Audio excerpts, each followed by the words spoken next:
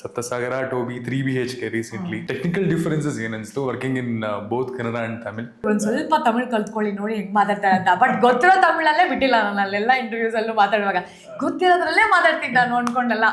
Cinema super hit ಆಗಿ ದೊಡ್ಡ star ಆದಾಗ ಮಾತ್ರ ಇವ್ರು ಅಂತ ಗೊತ್ತಾಗುತ್ತೆ. ಸ್ಮಾಲ್ ಸ್ಕ್ರೀನ್ ಅಲ್ಲಿ ಒಂದು ವಾರಕ್ಕೆ ನೀವು ಸ್ಟಾರ್ ಆಗಿರ್ತೀರ, ಟೆಲಿಕಾಸ್ಟ್ ಆಗಿ ಒಂದೇ ವಾರಕ್ಕೆ ಇಡೀ ಕರ್ನಾಟಕ ರಾಜ್ಯದಲ್ಲಿ ನೀವು ಯಾರಂತ ಗೊತ್ತಾಗಿರ್ತೀರಿ, ನೀವು ಸ್ಟಾರ್ ಆಗಿಬಿಟ್ಟಿರ್ತೀರ.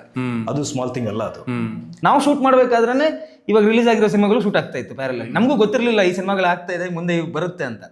ಸೊ ಅದೇ ಪ್ಯಾರಲ್ ಆ ಟೈಮಲ್ಲೇ ಆಗ್ತಿತ್ತು. ಸೊ ಇವಾಗ ಅವರು ಆಲ್ರೆಡಿ ಬಂದ್ಬಿಟ್ಟಿದ್ದಾರೆ, ನಾವು ಈಗ ನೆಕ್ಸ್ಟ್ ಬರ್ತಾ ಇದೀವಿ ಅಷ್ಟೇ. ಸೊ ಈ ತರ ಪಾತ್ರಗಳೇ ನನ್ನನ್ನು ಸೈಲೆಂಟ್ ಮಾಡೋದು. ಇವಾಗ ಟೋಬಿಯಲ್ಲಿ ಈ ತರದ್ದು ಡಿಫ್ರೆಂಟ್ ಪಾತ್ರಗಳು ಕೊಟ್ಟಾಗ ಆ ಪಾತ್ರದಲ್ಲಿ ನಾನು ಅಷ್ಟು ಸೈಲೆಂಟ್ ಆಗಿರೋದೇ ಒಂದು ದೊಡ್ಡ ಟಾಸ್ಕ್. ಅದ್ರಲ್ಲಿ ಏನೋ ನಟನೆ ಮಾಡೋದು ಡೈರೆಕ್ಟರ್ಸ್ ನನ್ನ ಕೈಲಿ ತಗ್ಸ್ಕೊಳ್ಳೋದು ಅವ್ರ ಟಾಸ್ಕ್. ಹಂಗಾಗತ್ತೆ. ಪೇಂಟ್ ಮಾಡಕ್ಕೆ 5 ಅವರ್ ಆಗುತ್ತೆ. ಓಕೆ, 5 ಅವರ್ ನೀವು ಕೂರಂಗಿಲ್ಲ. 2 ಕೋಲ್ ಕೊಟ್ಟಿರ್ತಾರೆ ಹಿಂಗೆ ಕೈಲಿ, ಹಿಂಗೆ ಹಿಡ್ಕೊಂಡು ನಿಂತಿರ್ಬೇಕು ಹಿಂಗೆ. ಯಾಕಂದ್ರೆ ಕೈ ಕೆಳಗೆ ಬಿಟ್ರೆ ಅದು ಪೇಂಟ್ ಎಲ್ಲ ಅಂಟುತ್ತೆ, ಹಿಂಗೆ ಸ್ಟಿಕ್ ಆಗ್ಬಿಡುತ್ತೆ. ಹಿಂಗೆ ಎತ್ಬೇಕಾದ್ರೆ ಮತ್ತೆ ನಿಮ್ಮ ಚರ್ಮ ಎಲ್ಲ ಎತ್ಕೊಳತ್ತೆ. ನೀವು ಮಾಡ್ಕೊಳಂಗೆ ಇಲ್ಲ. ಒಂದು ಎಲ್ಲ ಕಡೆ ಫ್ಯಾನ್ ಹಾಕಿರ್ತಾರೆ ಹಿಂದೆ ಮುಂದೆ ಎಲ್ಲ ಡ್ರೈ ಆಗಬೇಕು ಅಂತ. ಹಿಂಗೆ ನಿಲ್ಸಿರ್ತಾರೆ ಹಿಂಗೆ. 5 ಅವರ್ ಕೂರಂಗಿಲ್ಲ, ಏನಿಲ್ಲ, ಸುಮ್ಮನೆ ನಿಂತಿರ್ಬೇಕು ಹಿಂಗೆ. ಸೊ ನಾವು ಅದನ್ನ ಡೈಲಿ ಅಷ್ಟು ಟೈಮ್ ಕೊಡೋದು ಬೇಡ ಅಂದ್ಕೊಂಡು ನಾನು 4 ದಿವಸ ನಾವು ಶೂಟ್ ಮಾಡಿದ್ವಿ ಅದನ್ನ ಕ್ಲೈಮ್ಯಾಕ್ಸು. ಸುಮ್ಮನೆ ಒಳಗೆ ಹೋಗ್ತಾ ಇದೀನಿ. ಎಲ್ಲ ದೊಡ್ಡ ಹೋಟ್ಲ್ ಅದು, ಎಲ್ಲ ಹಿಂಗೆ ನೋಡ್ತಾರೆ. ನನಗೊಂಥರ ಮುಜುಗರ, ಏನು ಹಿಂಗೆ ನೋಡ್ತಾರೆ ಎಲ್ಲ ನನ್ನ ಅಂತ. ಆಮೇಲೆ ನೋಡ್ಕೊಂಡು ಬರೀ ಚಡ್ಡಿಲಿದ್ದೀನಿ ನಾನು. ಅವಾಗ ಅರ್ಥ ಆಯ್ತು ಇದು ಸಮಸ್ಯೆ ಇದು ಅಂದ್ಕೊಂಡು. ಈ ಹುಲಿ ವೇಷ ಸಿನಿಮಾಗೆ ಎಷ್ಟು ಇಂಪಾರ್ಟೆಂಟು, ಎಷ್ಟು ರಿಲೆವೆಂಟು ಏನು ಮ್ಯಾಟರ್ ಆಗ್ತಿರ್ಲಿಲ್ವಾ? ಅಥವಾ ಹುಲಿ ವೇಷದ ಬದಲು ಬೇರೆ ಏನು ಬೇಕಾದ್ರೂ ಮಾಡ್ಬೋದಿತ್ತ?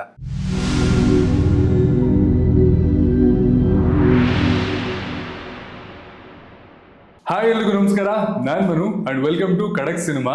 ಇವತ್ತು ನನ್ನ ಜೊತೆ ನನ್ನ ಶೋ ಅಲ್ಲಿ ಮಾರ್ನಮಿ ಸಿನಿಮಾ ತಂಡದಿಂದ ನಿರ್ದೇಶಕರಾಗಿರುವಂತಹ ರಿಷಿತ್ ಶೆಟ್ಟಿ ಅವರಿದ್ದಾರೆ, ಹೀರೋಯಿನ್ ಆಗಿರುವಂತಹ ಚೈತ್ರಾ ಜಯಾಚಾರ್ ಅವರು, ಹಾಗೆ ಹೀರೋ ಆಗಿರುವಂತಹ ರಿತ್ವಿಕ್ ಅವರಿದ್ದಾರೆ. Welcome to show. Welcome to show.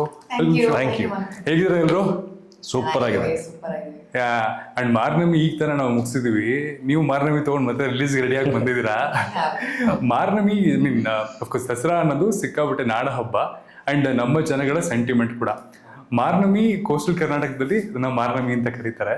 Cinema trailer ನೋಡಿದೆ. First of all cinema trailer is very intriguing and interesting. Congratulations ಅದರಲ್ಲಿ. Thank you. ಅಂಡ್ ಮಾರ್ನಮಿಗೂ ಅಂದರೆ ಅಲ್ಲಿ ನಡೆಯುವಂತಹ ಘಟನೆಗೂ ಅಥವಾ ಸಿನಿಮಾ ಟೈಟಲ್ಗೂ ಏನು ಸಂಬಂಧ? ಕೋರ್ ಪಾಯಿಂಟ್ ಆಗಿ ಮಾರ್ನಮಿ ಸುತ್ತ ಕತೆ ಕಟ್ಟಿದ್ದ ಅಥವಾ ಕತೆಗೆ ಆ ಮಾರ್ನಮಿ ತುಂಬ ಇಂಪಾರ್ಟೆಂಟ್ ಆಗಿದೆ? ಕಥೆಯಲ್ಲಿ ಮಾರ್ನಮಿ ತುಂಬ ಇಂಪಾರ್ಟೆಂಟ್ ಇದೆ. ಅಂದರೆ ಬೇಸಿಕಲಿ ಕತೆ ಒಂದು ಲವ್ ಸ್ಟೋರಿನೇ, ಒಂದು ಕರಾವಳಿ ಭಾಗದಲ್ಲಿ ನಡೆಯುವಂಥ ಲವ್ ಸ್ಟೋರಿ. ಬಟ್ ಅದರ ಹಿನ್ನೆಲೆ ಈ ಮಾರ್ನಮಿ, ಈ ಹುಲಿವೇಷ, ಈ ದಸರಾ, ಅದರ ಹಿಂದ್ಗಡೆ ನಡೆಯುವಂಥದ್ದು ಎರಡಕ್ಕೂ ಅಟ್ಯಾಚ್ ಇದೆ. ಅಂದರೆ ಅದು ಬೇರೆ ಪಾರ್ಟ್, ಇದು ಬೇರೆ ಪಾರ್ಟ್ ಅನ್ನೋ ಥರದಲ್ಲಿಲ್ಲ. ಎಲ್ಲವೂ ಅದ್ರ ಹೊಂದಿಕೊಂಡು ಒಂದು ಈ ಹುಲಿವೇಷ ಆಗಿರ್ಬೋದು, ದಸರಾ ಆಗಿರ್ಬೋದು, ಅಥವಾ ಇವರ ಲವ್ ಸ್ಟೋರಿ ಆಗಿರ್ಬೋದು, ಚೇತು ಮತ್ತು ದೀಕ್ಷಂದು, ಮತ್ತು ಬೇರೆ ಒಂದಿಷ್ಟು ಎಮೋಷನ್ಸ್ ವಿಷಯಗಳಾಗಿರ್ಬೋದು, ಅದೆಲ್ಲವೂ ಹೊಂದ್ಕೊಂಡು ಟೋಟಲ್ ಆಗಿ ಮಾರ್ನಮಿ. ಆ್ಯಂಡ್ ಈಗಿನ ಹೀರೋಯಿನ್ಗಳಾಗಲಿ ಅಥವಾ ಒಂದು ಸಾಲಿಡ್ ಪಾತ್ರ ಅಂತಂದರೆ it is more like style over substance ಅನ್ನೋ ಥರ ಆಗ್ಬಿಟ್ಟಿದೆ. ಬಟ್ ನಿಮ್ಮ ವಿಷಯದಲ್ಲಿ ನೋಡ್ಕೊಂಡು ಬಂದರೆ ಸಪ್ತಸಾಗರ ಆಗಿರ್ಬೋದು, ಟೋಬಿ ಆಗಿರ್ಬೋದು, ಬ್ಲಿಂಕ್ ಆಗಿರ್ಬೋದು, ಈವನ್ ವಿತ್ ಮಾರ್ನಮಿ ಟ್ರೈಲರ್ ನೋಡಿದಾಗಲೂ ಅನ್ಸುತ್ತೆ ಅಂದರೆ ಚೈತ್ರ ಅವ್ರು ಮಾತ್ರ ಸಂಭಾಷ್ ಈಸ್ ಲಕ್ಕಿ ಒಳ್ಳೊಳ್ಳೆ ಪಾತ್ರಗಳು ಹುಡ್ಕೊಂಡ್ಬರುತ್ತೆ ಅಂತ. ಅದು ಕಾನ್ಶಿಯಸ್ ಎಫರ್ಟಾ ಇಲ್ಲ ಅಂದ್ರೆ ನಿಜವಾಗ್ಲೂ ಅಂತ ಪಾತ್ರಗಳು ಹುಡ್ಕೊಂಡ್ಬರ್ತಿದ್ಯಾ? ಹೌದು. ಅಂದ್ರೆ ಅದು ಯಾಕೆ ಅಂದ್ರೆ ಫಸ್ಟ್ ಕಾನ್ಶಿಯಸ್ ಎಫರ್ಟ್ ಹಾಕಿ ಒಂದು ಕೆಲಸ ಮಾಡಬೇಕು. ಅದರಿಂದ ಅದೇ ಏನೋ ತೂಕ ಇರುವಂತಹ ಸಬ್ಜೆಕ್ಟ್ಸ್ ಇಲ್ಲ, ಸೀರಿಯಸ್ ಸಬ್ಜೆಕ್ಟ್ಸ್ ಬರುತ್ತೆ, ಅದ್ರಲ್ಲಿ ನನಗೆ ಮತ್ತೆ ಚೂಸ್ ಮಾಡಕ್ ಸಿಗತ್ತೆ ಅನ್ನೋದು. ಸೊ ಮೊದಲನೇ ಡಿಸಿಷನ್ ಮಾಡಿದಾಗ ಐ ಥಿಂಕ್ ಏನೋ ಎಲ್ಲ ಕರೆಕ್ಟಾಗಿ ಸೆಲೆಕ್ಟ್ ಮಾಡಿದೆ ಅನ್ಸುತ್ತೆ. ಸೊ ಅದಾದ್ಮೇಲೆ ಪ್ರತಿಯೊಂದೂ I think it came my way. ಅದೇ ಥರ ಎಲ್ಲ ಥರದ ಸ್ಕ್ರಿಪ್ಟ್ಗಳು ಬರುತ್ತೆ. ಬಂದಾಗ ನನಗೆ ಈ ಥರದ್ದು ಎಕ್ಸೈಟ್ ಮಾಡಿ ತಗೊಳ್ಳೋ ಕೆಲವು. ಸೊ ಅದರಲ್ಲಿ ಮಾರ್ನಮಿ ಒಂದಾಗಿರೋದು ನನಗೆ ಖುಷಿ. ಹೆಂಗೆ ಅಪ್ರೋಚ್ ಆಗಿದ್ದಿ ಕತೆ? ಫಸ್ಟ್ ಕೇಳಿದಾಗ ಏನು ಅನಿಸ್ತು? ಫಸ್ಟ್ ಹೇಳಿದಾಗ ನಂಗೆ ಖುಷಿ ಆಯಿತು. ಅದಾದಮೇಲೆ ನನಗೆ ಅವ್ರು ಕೇಳಿದ್ದು ಶೂಟ್ ಡೇಟ್ಸ್ಗೆ ನನಗೆ ಬೇರೆ ಶೂಟು ನಾನು ಆಲ್ರೆಡಿ ಒಪ್ಕೊಂಡು ಮಾಡಬೇಕಾಗಿದ್ದರಿಂದ ಶೂಟ್ ಡೇಸ್ ಕ್ಲಾಶ್ ಆಗುತ್ತೆ. ಸೊ ಆಗಲ್ಲ ರಿಷಿ, ಸೊ ಸಾರಿ ಅಂತ ಹೇಳಿ ಕಳಿಸ್ಬಿಟ್ಟೆ. ಅವ್ರು ನೋಡಿ ಒಂಚೂರು ಅಂತೆಲ್ಲ ನಾನು ಇಲ್ಲ ನೀನು ಇವಾಗ ಲೆಟ್ಸೆ ಫಸ್ಟು 15th ಅಂತ ಅನ್ಕೊಳ್ಳೋಣ, ಅದೇ ಡೇಗೆ ನಾನು ಶೂಟ್ ಮಾಡ್ತಾ ಇದ್ದೀನಿ ಅಂತ ನಾನು. ಸೊ ಸರಿ, ಇವಾಗ ನಾನು ಇವ್ರಿಗೆ ಕಮಿಟ್ಮೆಂಟ್ ಕೊಟ್ಟು ಆಮೇಲೆ ಅಲ್ಲಿ ಅವ್ರಿಗೆ ತೊಂದರೆ ಕೊಡೋದಕ್ಕಿಂತ ಮೊದಲೇ ಇಲ್ಲ ಅಂತ ಹೇಳೋದು ಕಷ್ಟ ಆದ್ರೂ ಪರವಾಗಿಲ್ಲ, ಹೇಳ್ಬಿಡೋಣ ಅಂತ. ಸೊ ಇಟ್ಸ್ ಆಲ್ವೇಸ್ ಒಂದು difficult task to say no to a good subject. And money ಅದು ಸೆಕೆಂಡ್ರಿ, ಬಟ್ ಫಸ್ಟ್ ಒಳ್ಳೆ ಕಥೆಗೆ ಇಲ್ಲ ಅನ್ನೋದೇ ಒಂದು ದೊಡ್ಡ ಟಾಸ್ಕ್ ಆಗುತ್ತೆ. ಹಂಗೆ ಹೇಳಿದ್ಮೇಲೆ ಸರಿ ಆಯ್ತು ಹೋಯ್ತಲ್ಲ ಪರವಾಗಿಲ್ಲ, ಬಟ್ ಕತೆ ಚೆನ್ನಾಗಿದೆಯಲ್ಲ, ಸೊ ನನ್ನಿಂದ ಅಟ್ಲೀಸ್ಟ್ ಇವರು ಪದೇ ಕೇಳೋದು ಸಿಕ್ಕರ ಯಾರಾದ್ರು ಅಂತ, ಇನ್ನೂ ಸಿಕ್ಕಿಲ್ಲ ಅಂದ್ರೆ ನೀವೊಂದು ಪೋಸ್ಟ್ ಏನಾದ್ರು ಮಾಡಿ, ಅದನ್ನ ಅಟ್ಲೀಸ್ಟ್ ಆಡಿಷನ್ ಕಾಲ್ ಅಂತ ಎಲ್ಲ ಹಾಕಿದಾಗ ಬರ್ತಾರಲ್ಲ, ಸೊ ಅದನ್ನ ನಾನು ಶೇರ್ ಮಾಡ್ತೀನಿ ಅಂತ. ಬೋರ್ಡ್ ಇಂದ ಹಿಡಿದು ಪ್ರಮೋಟರ್ ಆಗ್ಬಿಟ್ಟಿದ್ಯಾ? ನಾನು ಇವಾಗ ಹಂಗೆ ಸರಿ ಆಯ್ತು ಅದನ್ನಾದ್ರು ಮಾಡ್ತೀನಿ ಅಂತ ನಾನು ಶೇರ್ ಮಾಡಿದೆ ಕೂಡ ನನ್ನ ಸ್ಟೋರಿಯಲ್ಲಿ. ಅದಾದ್ಮೇಲೆ ಒಂದಷ್ಟು ಒಂದು ವಾರಗಳ ಕಳೆದ ನಂತರ ನಾನು ಒಂದು ಈವೆಂಟಲ್ಲಿ ಚರಣ್ ರಾಜ್ ಅವ್ರನ್ನ ಮೀಟ್ ಮಾಡಿದೆ. ಅಲ್ಲಿ ಹಾಗೆ ನಾವು ಮಾತಾಡ್ತಿರ್ಬೇಕಾದ್ರೆ ನೀವೇನು ಮಾಡ್ತಾ ಇದ್ದೀರಾ, ನಾನು ಏನು ಮಾಡ್ತೀನಿ ಅಂತ ಹೇಳುವಾಗ ಅವ್ರು ನಾನು ಹಿಂಗೆ ಒಂದು ಮಾರ್ನಮಿ ಅಂತ ಒಂದು ಸಿನಿಮಾ ತೊಗೊಂಡು ಮಾಡ್ತೀನಿ, ನನ್ಗೆ ಗೊತ್ತು ಅದು ಬಂದಿತ್ತು ನನ್ನ ಹತ್ರ ಅಂದಾಗ, ಹೌದು ಅವ್ರು ನಿಮ್ಮನ್ನು ಅಪ್ರೋಚ್ ಮಾಡಿದ್ರಂತೆ, ಬಟ್ ಏನೋ ಡೇಟ್ಸ್ ಇಲ್ಲ ಅಂತ, ನೀವು ಮಾಡಿದ್ರೆ ಚೆನ್ನಾಗಿರ್ತಾಯಿತ್ತು ಅಂತ ಅವರು ಮತ್ತೆ. ಸೊ ತಿರುಗಿ ಮಚ್ಚಿ ಇವರು ಮತ್ತೆ ಟ್ರೈ ಮಾಡಿದ್ರು. ಅದಾದ್ಮೇಲೆ ಸರಿ ಆಯಿತು ಹಾಗೆಲ್ಲ ಅಂತ ನಾನು ಆಡಿಷನ್ ಕಾಲ್ದು ನಾನು ಶೇರ್ ಮಾಡೋಕ್ಕೆ ಶುರು ಮಾಡಿದೆ. ಅದನ್ನು ದಾಟಿ ತಿರ್ಗಾ ಮತ್ತೆ ಚರಣ್ ಬಂದ್ಬಿಟ್ಟು ಇವ್ರು ಬರೋಕ್ಕೂ ಮುಂಚೆ ಆ್ಯಕ್ಚುಲಿ ನಮ್ಮ ಎಡಿಟರ್ ಪ್ರತೀಕ್ ಅಂತ ಇದ್ದಾರೆ, ಕಾಂತಾರ ಎಡಿಟರ್ ಅಲ್ಲ ಅವರೇ. ಸೊ ಅವರು ನನಗೆ 777 ಚಾಲಿ ಎಲ್ಲ ಮಾಡಿದವರು. ಸೊ ಅವ್ರು ನನಗೆ ಫಸ್ಟೇ ಹೇಳಿದ್ರು, ಈ ಥರದ್ದು ಒಂದು ಸಬ್ಜೆಕ್ಟ್ ಕೇಳಿದ್ದೀನಿ, ಅವ್ರು ನೀವಂತ ಅನ್ಕೊತಾ ಇದ್ದಾರೆ, ಕೇಳಿ ಚೆನ್ನಾಗಿದೆ ಅಂತ ಹೇಳಿದ್ ನೆನಪು. ಸೊ ಇದೆಲ್ಲವೂ ಹಿಂಗೆ ಕೂಡ ಬಂದಾಗ ಇದ್ರಲ್ಲಿ ಏನೋ ಇದೆ, it is coming back to me only. ನಾನು ಮತ್ತೆ ಒಂದ್ಸರ್ತಿ ಮತ್ತೆ ಕೇಳ್ತೀನಿ, ಇರೋ ಸಿಚುವೇಶನ್ ಎಕ್ಸ್ಪ್ಲೇನ್ ಮಾಡ್ತೀನಿ, ಒಪ್ಕೊಂಡ್ರೆ ನೋಡೋಣ. ಬಟ್ ಇವಾಗ ಹೀರೋಯಿನ್ ಸೆಲೆಕ್ಟ್ ಆಗ್ಬಿಟ್ಟಿದ್ರೆ ಏನು ಮಾಡೋದು ಅಂತ ಹೇಳ್ಬಿಟ್ಟು ಮತ್ತೆ ನೀವು ಮೆಸೇಜ್ ಹಾಕ್ದೆ, ಆಯ್ತಾ ನಿಮ್ಗೆ ಸಿಕ್ಕರ ಅಂತ. ಇಲ್ಲ ಮೇಡಮ್ ಅಂತ ಹೇಳಿದಾಗ, ರಿಷಿ ಸಿಚುವೇಶನ್ ಇದೆ, ನಾನು ಇನ್ನೊಂದ್ಸರ್ತಿ ಕತೆ ಕೇಳ್ತೀನಿ, ಅದು ಮತ್ತು ನೀವು ಫಸ್ಟ್ ಕತೆ ಹೇಳಿದಾಗ ನನಗೆ ಹೆಂಗೆ ಅನಿಸ್ತೋ ಅದೇ ಫೀಲಿಂಗ್ ಕೊಟ್ಟರೆ ನೀವು ಅಡ್ಜಸ್ಟ್ ಮಾಡ್ಕೊಳಂಗಿದೆ ಡೇಟ್ಸು, ನಾನು ಮಾಡ್ತೀನಿ ಅಂತ. ಸರಿ ಅಂತ ಅವ್ರು ನೆಕ್ಸ್ಟ್ ದಿನನೇ ಬಂದರು. ನಾನು ಲೇಟ್ ನೈಟ್ ಮೆಸೇಜ್ ಮಾಡಿದ್ದು, ಬಟ್ ಅದಾದ್ಮೇಲೆ ನೆಕ್ಸ್ಟ್ ದಿನನೇ ಬಂದರು. ಮತ್ತೆ ಇವ್ರು ತುಂಬ ಚೆನ್ನಾಗಿ ಕತೆ ಹೇಳ್ತಾರೆ. ಫಸ್ಟ್ ದಿನನೂ ನಂಗೆ ಅದೇ ಇಂಪ್ರೆಸಿವ್ ಅನಿಸಿದ್ದು. ಸೊ ಎಲ್ಲೂ ಆ ಗೊಂದಲಗಳಿಲ್ಲ ಅವರ ಕತೆ ಹೇಳುವಾಗ, ನರೇಶನ್ ತುಂಬ ಚೆನ್ನಾಗಿ ಕೊಡ್ತಾರೆ, ಅವತ್ತು ಅಷ್ಟು ಚೆನ್ನಾಗಿ ಹೇಳಿದ್ರು. ನಾನು ಕತೆ ಮುಗಿಸೋ ಅಷ್ಟರಲ್ಲಿ ಆಯ್ತು ಸರಿ ಮಾಡ್ತೀನಿ, ಚೆನ್ನಾಗಿದೆ ಸಗದಾಗಿದೆ ಅಂತ ಹೇಳಿ ಒಪ್ಕೊಂಡಿದ್ದಂಥ ಕತೆ. ಹಂಗೆ ಬಂದಿದ್ದು ನಾನು ಮಾರ್ನಮಿಗೆ, ಅದನ್ನ ನಾನು ಕರ್ಸ್ಕೊಳ್ತು ಅಂತ ಹೇಳ್ಬೋದು. ಆ್ಯಕ್ಚುಲಿ ಆಮೇಲೆ ಡೇಟ್ಸ್ ಮುಂದೆ ಹಾಕಿದ್ರ ಎಲ್ಲ ಅಡ್ಜಸ್ಟ್ ಮಾಡ್ಕೊಂಡ್ರು. ಆ ಥರದ್ದು ಖುಷಿ ಅಂದರೆ ನನ್ನ ಕ್ರಿಯೇಟಿವ್ ಸ್ಪೇಸ್ಗೆ ರೆಸ್ಪೆಕ್ಟ್ ಮಾಡಿ ಅದನ್ನ ಇನ್ಕ್ಲೂಸಿವ್ ಆಗಿ ಅದು ಅಡ್ಜಸ್ಟ್ ಮಾಡ್ಕೊಳ್ಳೋದಿಲ್ಲ. ಇನ್ನು ಇನ್ಫ್ಯಾಕ್ಟ್ ಇವರು ಕೂಡ ಇವ್ರದ್ದು ಸೀರಿಯಲ್ ಡೇಟ್ಸ್ ಕೂಡ ಅದೇ ಟೈಮ್ಗೆ ಎಲ್ಲ ಮ್ಯಾನೇಜ್ ಮಾಡಿಕೊಂಡು, ಅವ್ರು ಯಾವ 15 ಡೇಸ್ ಫ್ರೀ, ನನ್ಗೆ ಯಾವ 15 ಡೇಸ್ ಅಲ್ಲಿ ಫ್ರೀ ಸಿಗುತ್ತೋ ಆ 15 ಡೇಸಿಗೆ ಇವರು ಫ್ರೀ ಮಾಡ್ಕೊಂಡು ಹಂಗೆ ಪ್ಲ್ಯಾನ್ ಮಾಡಿದ್ರು ಪ್ರತಿ ಶೆಡ್ಯೂಲು. ನನಗೆ ಐ ಆಮ್ ವೆರಿ ಗ್ರೇಟ್ಫುಲ್ ಈ ಒಂದು ಸಪೋರ್ಟ್ ಅವ್ರ ಕಡೆಯಿಂದ ಸಿಕ್ಕಿದೆ. ಆ್ಯಂಡ್ ಸರ್ ಸೀರಿಯಲಲ್ಲಿ ಸಿಕ್ಕಾಬಿಟ್ಟೆ ಒಳ್ಳೆ ಹೆಸರು ಮಾಡಿದ್ರ, ಅದರಲ್ಲಿ ಒಂಥರ ಫ್ಯಾಮಿಲಿ ಆಡಿಯನ್ಸ್ಗೆ ಸಿಕ್ಕಾಬಿಟ್ಟೆ ಇಷ್ಟ ಆಗ್ತೀರಾ ನೀವು. ಋತ್ವಿಕ್ ಅಂದರೆ ತುಂಬ ಜನ ಮನೇಲಿ ಮಂದಿ ಕೂತ್ಕೊಂಡು ನೋಡ್ತಾರೆ. ಸಿನಿಮಾಗೆ ಬರಬೇಕು ಅಂದ ತಕ್ಷಣ ಅದೇ ಪ್ರೆಷರ್ ಇದ್ದೇ ಇರುತ್ತೆ. ಬಿಕಾಸ್ ಏನಕ್ಕೆ ಅಂದರೆ ನೀವೇ ನೋಡಿರ್ತೀರ, ಸುಮಾರು ಜನ ಸೀರಿಯಲ್ ನಟರು ಸೀರಿಯಲಿಂದ ಸಿನಿಮಾಗೆ ಬಂದಿರ್ತಾರೆ, ಮತ್ತೆ ವರ್ಕೌಟ್ ಆಗಲ್ಲ, ಮತ್ತೆ ಸೀರಿಯಲ್ಗೆ ಹೋಗ್ತಾರೆ. ಅದ್ರದ್ದು ಟ್ರಾನ್ಸಿಷನ್ ಭಾರಿ ಕಷ್ಟ ಇದೆ. ಒಂದ್ಸಲ ಇಲ್ಲಿಗೆ ಬಂದಾದ್ಮೇಲೆ ಮತ್ತೆ ವಾಪಸ್ ಹೋಗೋಕ್ಕಾಗಲ್ಲ, ಅಥವಾ ಇಲ್ಲಿ ಉಳ್ಕೊಳ್ಳೋದಕ್ಕೂ ಪ್ರಯತ್ನಗಳು, ಆಪರ್ಚುನಿಟಿಗಳು ಕೊರತೆ ಆಗ್ಬಿಡುತ್ತೆ, ಇನ್ನೊಂದೇನೋ ಸಮಸ್ಯೆ ಆಗಿದೆ. ಈ ಪ್ರೆಷರ್ ಎಷ್ಟಿತ್ತು? ಆ್ಯಂಡ್ ಈ ಸಿನಿಮಾನ ಆಯ್ಕೆ ಮಾಡ್ಕೋಬೇಕಾದ್ರೆ ಅಫ್ಕೋರ್ಸ್ ಸಿನಿಮಾ ಮಾಡಬೇಕು ಅನ್ನೋದು ಎಲ್ಲರೂ ಉದ್ದೇಶ ಆಗಿರುತ್ತೆ. ಈ ಥರದ್ದೇ ಸಿನಿಮಾ ಮಾಡಬೇಕು ಅನ್ನೋ ಒಂದು ನಿರ್ಧಾರನೂ ಇತ್ತಾ ನಿಮಗೆ?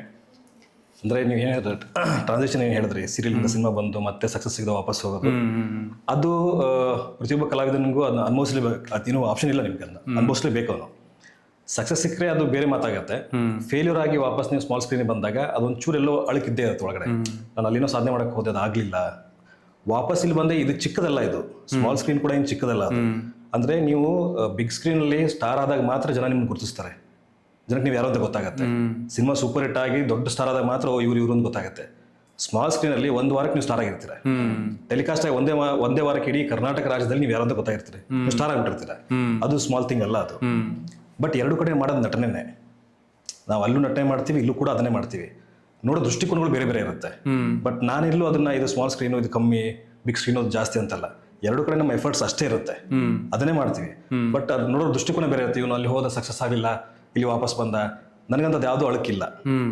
ಅಲ್ಲೂ ಇವಾಗ ಸ್ಮಾಲ್ ಸ್ಕ್ರೀನಲ್ಲಿದ್ದೆ, ಸಿನಿಮಾ ಮಾಡಿದೆ, ವರ್ಕೌಟ್ ಆಗಲಿಲ್ಲ, ವಾಪಸ್ ಮತ್ತೆ ಸ್ಮಾಲ್ ಸ್ಕ್ರೀನ್ ಮಾಡಿದೆ, ಅದು ಮುಗೀತು. ಇವಾಗ ಮತ್ತೆ ಇಲ್ಲಿ ಬಂದಿದ್ದೀನಿ. ಇವಾಗ ನಾನು ಇದನ್ನ ಓಕೆನೆ, ನಾನು ಫೀಲರ್ ಆಗಿ ವಾಪಸ್ ಹೋದೆ, ಮತ್ತೆ ಇವಾಗ ಬಂದು ಇಲ್ಲಿ ಏನಾಗುತ್ತೋ ಅದಂಗೆ ಯಾವ್ದು ಅಳಕೂ ಇಲ್ಲ. ವಾಪಸ್ ಬಂದಿದ್ದೀನಿ, ಒಂದು ಒಳ್ಳೆ ಪ್ರಾಡಕ್ಟ್ ಕೊಟ್ಟಿದ್ದೀವಿ, ಜನ ಖುಷಿ ಪಡ್ತಾರೆ, ಅದಷ್ಟು ಗ್ಯಾರಂಟಿ ಇದೆ ನನಗೆ. ಎಸ್. ಆ್ಯಂಡ್ ಮಾರ್ನಮಿ ಅಫ್ಕೋರ್ಸ್ ಅದೇ ನೀವು ಹೇಳ್ದಂಗೆ ಈ ಹಿಂದಿನ ಸಿನಿಮಾಗಳು ಅಷ್ಟು ಚೆನ್ನಾಗಿ ವರ್ಕೌಟ್ ಆಗಿಲ್ಲ. ಸೊ ನೆಕ್ಸ್ಟ್ ಸ್ಟೇಜ್ ಇಡ್ಬೇಕಾದ್ರೆ ಅಫ್ಕೋರ್ಸ್ ಎಲ್ಲ ನಟರು ಅನ್ಕೋತಾರೆ, ಅಂದರೆ ಲಾಸ್ಟ್ ಟೈಮ್ ಮಾಡಿದ ತಪ್ಪು ಇಲ್ಲಿ ಮಾಡಬಾರ್ದು ಅಂತ. ಕರೆಕ್ಟ್. ಲಾಸ್ಟ್ ಟೈಮ್ ಮಾಡದಿರೋದಿಲ್ಲ, ಏನು ಮಾಡಿದ್ದೀರಾ?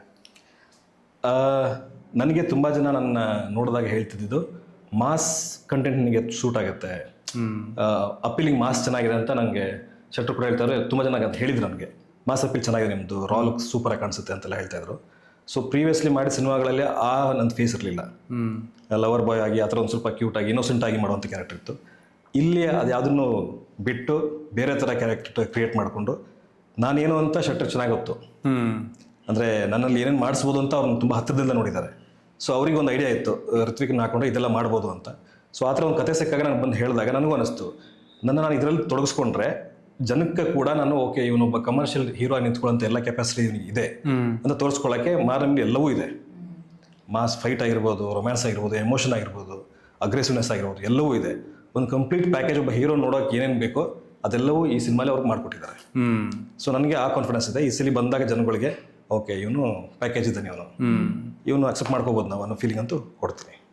ಸರ್, ಈಗ ಕರಾವಳಿ ಭಾಗದ ಸಂಸ್ಕೃತಿ ಆಗಲಿ ಭಾಷೆ ಆಗಲಿ ಅಲ್ಲಿಗೆ ಹೋಗಿ ಕಲಿಬೇಕು ಅಂತಲೇ ಇಲ್ಲ, ಸಿನಿಮಾಗಳ ಮುಖಾಂತರ ನಾವು ಈಗಾಗಲೇ ಕಲ್ತು ಬಿಟ್ಟಿದ್ದೀವಿ ಆ್ಯಂಡ್ ತುಂಬ ಯೂಸ್ ಟು ಆಗಿಬಿಟ್ಟಿದ್ದೀವಿ. ಅದಕ್ಕೆ ಆ ಆಚರಣೆಗಳು ನಮಗೂ ತುಂಬ ಕಂಫರ್ಟಬಲ್ ಆಗಿದೆ. ಇದು ಗೊತ್ತಲ್ವ ನಮಗೆ ಅನ್ನೋ ಥರ ಆಗ್ಬಿಟ್ಟಿದೆ. ಏನಕ್ಕೆ? ಬಿಕಾಸ್ ಸಿನಿಮಾಗಳು ತುಂಬ ಚೆನ್ನಾಗಿ ವರ್ಕ್ ಆಗ್ತಿದೆ. ಕರಾವಳಿ ಭಾಗದ ಸಿನಿಮಾಗಳು ತುಂಬ ಚೆನ್ನಾಗಿ ವರ್ಕ್ ಆಗ್ತಿದೆ. ಮೇ ಬಿ ರೂಟೆಡ್ ಸಿನಿಮಾಗಳಾಗಿರ್ಬೋದು ಅಥವಾ ಕಂಟೆಂಟ್ ಓರಿಯೆಂಟೆಡ್ ಎರಡೂ ಮಿಶ್ರಣವಾಗಿ ಅದು ವರ್ಕ್ ಆಗ್ತಿದೆ. ಈ ಟ್ರೆಂಡನ್ನು ಫಾಲೋ ಮಾಡ್ತಿರುವಂತಹ ಕಥೆನ ಇದು? ಇಲ್ಲ ಅಂದರೆ ಒಂದು ಕತೆ ಅದು ನಿಮ್ಮ ಭಾಗದ್ದು, ನೀವು ಹೇಳಬೇಕು ಅಂತ ಅನ್ಕೊಂಡಿದ್ದು, ನಿಮ್ಮದು ಒಳಗಿರುವಂತಹ ಕತೆ ಇದು, ತುಂಬ ವರ್ಷಗಳಿಂದ ಇತ್ತು, ಅದು ನೀವು ಹೇಳಬೇಕು ಅಂತ ಅನ್ಕೋತಿರದ? ಇದು ಟ್ರೆಂಡನ್ನು ನಾವು ಅಂದರೆ ಓಕೆ ಈಗ ಕರಾವಳಿ ಸಿನಿಮಾಗಳು ಬರ್ತಾ ಇದೆ, ಸೊ ನಾವು ಮಾಡಿಬಿಡೋಣ, ಅದೇ ಇದರಲ್ಲಿ ಹೋಗ್ಬಿಡೋಣ ಅಂತ ಆ ಥಾಟ್ ಯಾವತ್ತೂ ಇರಲಿಲ್ಲ. ನನಗೆ ಕತೆ ಹೇಳೋದಂದ್ರೆ ಇಷ್ಟ. ಸೊ ನನಗೆ ಈ ಕಥೆಯನ್ನು ನನ್ನ ಫ್ರೆಂಡ್ ಸುದಿ ಆರ್ಯನ್ ಅಂತ, ಅವನೊಂದು ಲೈನ್, ಈ ಥರ ಒಂದು ಲೈನ್ ಇದೆ ಮಚ್ಚ, ಇದನ್ನು ಮಾಡೋಣ ಅಂತ ಹೇಳಿದಾಗ ನನಗೆ ಆವಾಗ ಬಂದಿದ್ದು ಓಕೆ ಋತ್ವಿಕ್ ಅವ್ರನ್ನ ಇಟ್ಕೊಂಡು ಇದನ್ನು ಮಾಡ್ಬೋದು ಅಂತ. ಬಟ್ ಆ ಲೈನಲ್ಲೇನೇ ಆಲ್ರೆಡಿ ಇತ್ತು, ಯಾವುದು ದಸರಾ ಅನ್ನೋದಿತ್ತು, ಹುಲಿವೇಷ ಅನ್ನೋದಿತ್ತು. ಸೊ ಹುಲಿವೇಷ ಅಂತ ಬಂದಾಗ ಅದು ಕರಾವಳಿ ಇದೆ, ಸೊ ಹೊರಗಡೆ ಬಂದರೆ ಅದು ಸಿಗಲ್ಲ. ಸೊ ಆಗಲೇ ಅದು ನಾವು ಫಿಕ್ಸ್ ಆಗಿದ್ವಿ. ಅದಾದಮೇಲೆ ನಾವು ಅದನ್ನೇನು ಬಿಲ್ಡ್ ಮಾಡ್ಕೊಂಡ್ವಿ, ಆ ಲೈನ್ ಆ್ಯಸ್ ಇಟ್ ಈಸ್ ಆ ಲೈನ್ ಏನಿದೆ ಅದನ್ನೇ ಬಿಲ್ಡ್ ಮಾಡ್ತಾ ಹೋದ್ವಿ ನೀಟಾಗಿ. ಸೊ ಅದನ್ನು ಬಿಲ್ಡ್ ಮಾಡಿಕೊಂಡು ನೆಕ್ಸ್ಟ್ ಅದೇನು ಪ್ರೊಸೆಸ್, ಪ್ರೊಡ್ಯೂಸರು ಮತ್ತು ಎಲ್ಲ ಆಗಿ ಬಂದಿದ್ದು. ಈ ಟ್ರೆಂಡ್ ಫಾಲೋ ಮಾಡ್ಕೊಂಡು ಮಾಡೋಣ ಅಂತ ಮಾಡಲಿಲ್ಲ ನಾವು. ಈ ಆ್ಯಕ್ಚುಲಿ ಹೇಳಬೇಕಂದ್ರೆ ನಾವು ಶೂಟ್ ಮಾಡಬೇಕಾದ್ರೆ ಇವಾಗ ರಿಲೀಸ್ ಆಗಿರೋ ಸಿನಿಮಾಗಳು ಶೂಟ್ ಆಗ್ತಾ ಇತ್ತು ಪ್ಯಾರಲಲ್ಲಿ. ನಮಗೂ ಗೊತ್ತಿರಲಿಲ್ಲ ಈ ಸಿನಿಮಾಗಳು ಆಗ್ತಾ ಇದೆ, ಮುಂದೆ ಬರುತ್ತೆ ಅಂತ. ಸೊ ಅದೇ ಪ್ಯಾರಲಲ್ಲಿ ಆ ಟೈಮಲ್ಲೇ ಆಗ್ತಿತ್ತು. ಸೊ ಇವಾಗ ಅವರು ಆಲ್ರೆಡಿ ಬಂದುಬಿಟ್ಟಿದ್ದಾರೆ, ನಾವು ಈಗ ನೆಕ್ಸ್ಟ್ ಬರ್ತಾ ಇದ್ದೀವಿ ಅಷ್ಟೇ. ಆ್ಯಂಡ್ ಯಾವುದೇ ಪಾತ್ರ ತೊಗೊಂಡ್ರು ಚೈತ್ರ ಅವರ ಪಾತ್ರನ ತಮ್ಮದಾಗಿಸ್ಕೊತಾರೆ ಅಂತ ತುಂಬ ಜನ ಮಾತಾಡ್ತಾರೆ. ಆ್ಯಂಡ್ ಅಫ್ಕೋರ್ಸ್ ಆ ಪಾತ್ರವಾಗಿ ಉಳಿತೀರಾ ನೀವು, ಚೈತ್ರ ಆಗಲ್ಲದೆ. ಬಿಕಾಸ್ ಇಲ್ಲೆಲ್ಲ ಎಷ್ಟು ಬಬ್ಲಿಯಾಗಿ ಕಾಣಿದ್ರು ಟೋಬಿಯಲ್ಲಿ ಅದೇ ಪಾತ್ರವಾಗಿ ಉಳಿತೀರಾ, ಸಪ್ತಸಾಗರದಲ್ಲಿ ಆ ಪಾತ್ರವಾಗಿ ಉಳಿತೀರಾ. ಆ ಪಾತ್ರವನ್ನು ತಮ್ಮದಾಗಿಸ್ಕೊಳ್ಳೋದಿದೆಯಲ್ಲ, ಅದು ಒಂದು ಪ್ರೋಸೆಸ್ಸೇನೆ. ಸೊ ಮಾರ್ನಮಿ ಅಂತ ನೋಡಿದ ತಕ್ಷಣ ಈ ಪಾತ್ರ ತಮ್ಮದಾಗಿಸ್ಕೊಳ್ಳೋದಕ್ಕೆ ಹೌ ಈಸಿ ವಾಸ್ ಇಟ್ ಅಥವಾ ಹೌ ಡಿಫಿಕಲ್ಟ್ ವಾಸ್ ಇಟ್ ಒಂದು? ಆ್ಯಂಡ್ ಒಂದು ರೋಲನ್ನು ಆಯ್ಕೆ ಮಾಡ್ಕೋಬೇಕಾದ್ರೆ what is your protocol? Protocol ನನಗೆ ಕತೆ first actually on the whole ಕತೆಗೆ ಈ ಒಂದು ಕ್ಯಾರೆಕ್ಟರ್ನ ಯಾಕೆ ಯೂಸ್ ಮಾಡ್ತಾ ಇದ್ದಾರೆ ಅನ್ನೋದು ತುಂಬ ಮ್ಯಾಟ್ರ್ ಆಗುತ್ತೆ ನನಗೆ. See there is that saying that I keep saying, ಒಂದು ಫೀಮೇಲ್ ಕ್ಯಾರೆಕ್ಟರ್ನ ಸೆಂಟರ್ ಆಫ್ ಅಟ್ರಾಕ್ಷನ್ ಮಾಡದೇ ಇದ್ರೂ ಪರವಾಗಿಲ್ಲ, she need not be the main thing, but ಬರೀ ಅಟ್ರಾಕ್ಷನ್ಗಂತ ಇಡಬೇಡಿ ಅಂತ.